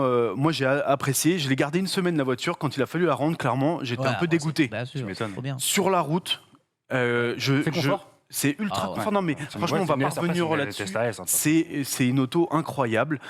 Clairement, alors, il y a aussi un autre aspect, c'est que c'est 150 000 €. C'est une somme d'argent. Mais aujourd'hui, tu as une voiture qui dépasse en accélération une Bugatti Chiron qui est C'est à 2 incroyable. millions. C'est abusé. Donc en fait, potentiellement, tu as une voiture ultra puissante pour rien. Et c'est ça qui, moi, c'est une voiture qui est beaucoup plus accessible qu'une Bugatti. Donc c'est dangereux. Et réellement, moi, je me suis retrouvé avec mon expérience sur la route. Tu es à 110, quelqu'un t'embête, tu mets gaz. C'est pas instantanément, tu es à 160, tu es instantanément à Bien 260. sûr, c'est une voiture électrique. C'est stratosphérique, c'est fabuleux. C'est l'option à 27 000 € de gros frein, elle devrait pas être en option. Non. La Chiron a des freins, on nous dit. Oui, mais la Chiron a des freins, mais bien sûr, mais Puis elle est mais quand même plus lourde, hein. pensé, et c'est quand même un minimum pensé pour Sachant que freiner là, le on plus parle que sur la Chiron ou la Tesla, on parle de deux voitures qui ne sont pas des voitures de circuit. Non. Nous, on a fait- Non, mais on a- oui. Voilà, à Même un pas. moment, comme on le disait avant l'émission, Même pas. 2 tonnes 2 sur un circuit. Nous, on l'a fait sur Beltoise, on a fait des essais sur toutes les voitures électriques possibles avant de sortir une vraie voiture de course C'est des freins. qui fait 700 kg ou 800 kg. Parce que, Ah oui, pardon. parce Oui. que- et donc Ah oui. d'avoir les freins en conséquence. Les freins en À un conséquence. moment, voilà, une voiture de course, c'est une voiture de course. Donc, merci d'avoir fait cet essai parce que c'est hyper Ouais. intéressant. Mais On c'est est les bien parce seuls que c'est- en France à avoir mis Voilà, cette c'est ce que Tesla. j'allais dire. De toute façon, nous, c'est comme ça qu'on se différencie. Je vais pas parler. je vous Il l'ai faudrait dit, de- taguer Elon sur Twitter. en lui Euh, montrant la Non, mais vidéo, en vrai, hein. c'est des conditions très particulières, mais tout de même, ça indique que si oui, tu mais- fais un peu ton malin. Tu la marques Avec comme ça. ça, faut assumer derrière. Hein. Oui, Euh, mais ça reste une voiture, je suis désolé, qui peut, si tu fais des problèmes, être dangereuse. Donc, Exactement, clairement. alors, t'es pas censé rouler comme ça, vous pouvez me sortir Non, mais tous les attends, arguments. attends. Mais une oui, voiture, bah, donnez pas les Ouais. armes pour le À la faire. sortie d'un péage, un mec qui met pied dedans, qui fait un kickdown avec 1020 chevaux, qui n'a Ouais. pas l'habitude, Ouais. parce que papa lui a acheté une voiture à 150 000 balles ou parce qu'il a eu les moyens de se la payer très bien, mais qui est jeune conducteur ou qui n'a pas l'habitude, il se met au tas. Je vous souhaite à tous de l'essayer. Ouais, bah, par contre, oui, c'est clair. Mais monstrueux. tu vois, faut faire attention à ce Moi qu'on met déjà dans la tout le monde. version Model S classique Mais qui fait tu l'as 2 secondes essayé 6, moi j'ai fait C'est la Model S classique à 2.6. Déjà rien qu'à 2.6, Ouais, j'ai les c'est yeux génial, qui sortent, c'est et génial. je failli tourner de la Chaos. tête. Je tourne à la Voile tête, noir. tu vois. Ah, tu Ouais. prends un Ouais, vrai je vois noir, c'est ça, tu vois. prends un noir. vrai chou. Exactement. Donc là, j'ose même pas imaginer de 1, pour moi c'est débile. Moi, Mais- pas. À titre de comparaison, au circuit de l'Ouest parisien, j'ai pu monter dans la Porsche Taycan Turbo S. Ouais. Ça marche Ouais. très fort, je l'ai essayé la semaine dernière, Ouais. ça marche très fort ça. Là, on était sur 0 à 100 en 2,89 secondes. Hein. Ouais. C'est pas du T'étais au tout volant ça. Non, mais d'accord. Je l'ai Non, essayé aussi. c'était D'accord, le mais la- tonne en mais plus. la Taycan, tu peux vraiment l'emmener sur circuit, je peux croire que ça freine. Ouais. Oui, ah, Je bah, te oui, prie oui, de croire oui. que ça freine. Ouais, ouais. Et ça freine longtemps. Ça reste Et- lourd, mais ça freine. Ouais. Après, j'étais avec l'équipe Top Gear, on a Vivement drifté premier virage. Porsche Mission Ah ouais. R, la voiture de course électrique de Porsche qui va être à mon Ah avis ouais, la une mission Ouais. bombe Ouais, atomique ouais. annoncée en 2027. Alors, oui, pardon, j'allais te couper. Non, mais Vas-y. c'est juste pour dire que voilà, globalement, je fais un C'est peu bien la pour tirer une pub. caravane, quoi. Mais ouais, sur l'Asco Show, à chaque fois, on fait des essais comme ça et on pousse dans les retranchements les autos. Donc oui, on est sur circuit, c'est parce qu'on peut pas le faire sur la route. C'est juste ça. Ah oui, non, Et c'est mais plus ne safe. faites pas sur la route, Bien sûr. évidemment. Mais en tout cas, j'allais vous demander, est-ce que vous savez pourquoi elle s'appelle Plaid? Oui.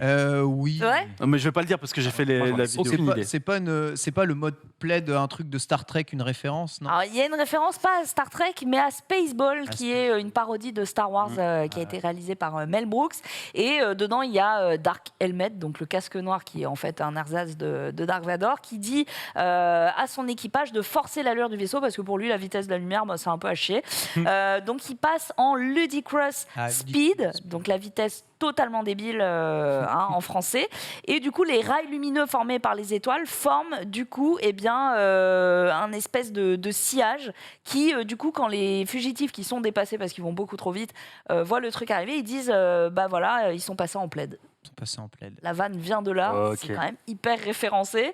Elon Musk, on lui reproche Musk ce est un qu'il dit, geek, mais on sait tous. il est bien. cinéphile. Après, c'est Ouais, peut-être c'est pas un vrai, film incroyable. Sympa d'avoir fini la vidéo là-dessus. Mais en tout cas, merci Laurent, parce que super vidéo, et comme tu le rappelles, vous êtes les seuls à avoir fait ce test dans ces conditions. et ça vaut la peine d'être vu. On espère que tu reviendras pour nous parler notamment d'un projet 208. Là, malheureusement, on arrive à la fin de l'émission. Mais on va renvoyer les gens vers ta chaîne YouTube avec ton associé, puisque Lascaux Show, c'est découvrir des véhicules dans des conditions que vous n'avez pas l'habitude de voir. Voilà, et c'était très cool. Merci beaucoup en tout cas. Merci à vous. Merci. C'était super chouette, merci les gars. T'as porté ton casque tout le long, ça n'a tu l'as choqué assumé jusqu'au personne. C'est Ouais. quand même incroyable. Bah voilà, le vrai Denis a mis le lien de la chaîne dans le chat, abonnez-vous, ça fait plaisir. Merci beaucoup également Romain pour ce superbe débrief. Et quant à nous, on se retrouve la semaine prochaine, lundi 16h, et on se quitte tout de suite avec l'équipe du récap.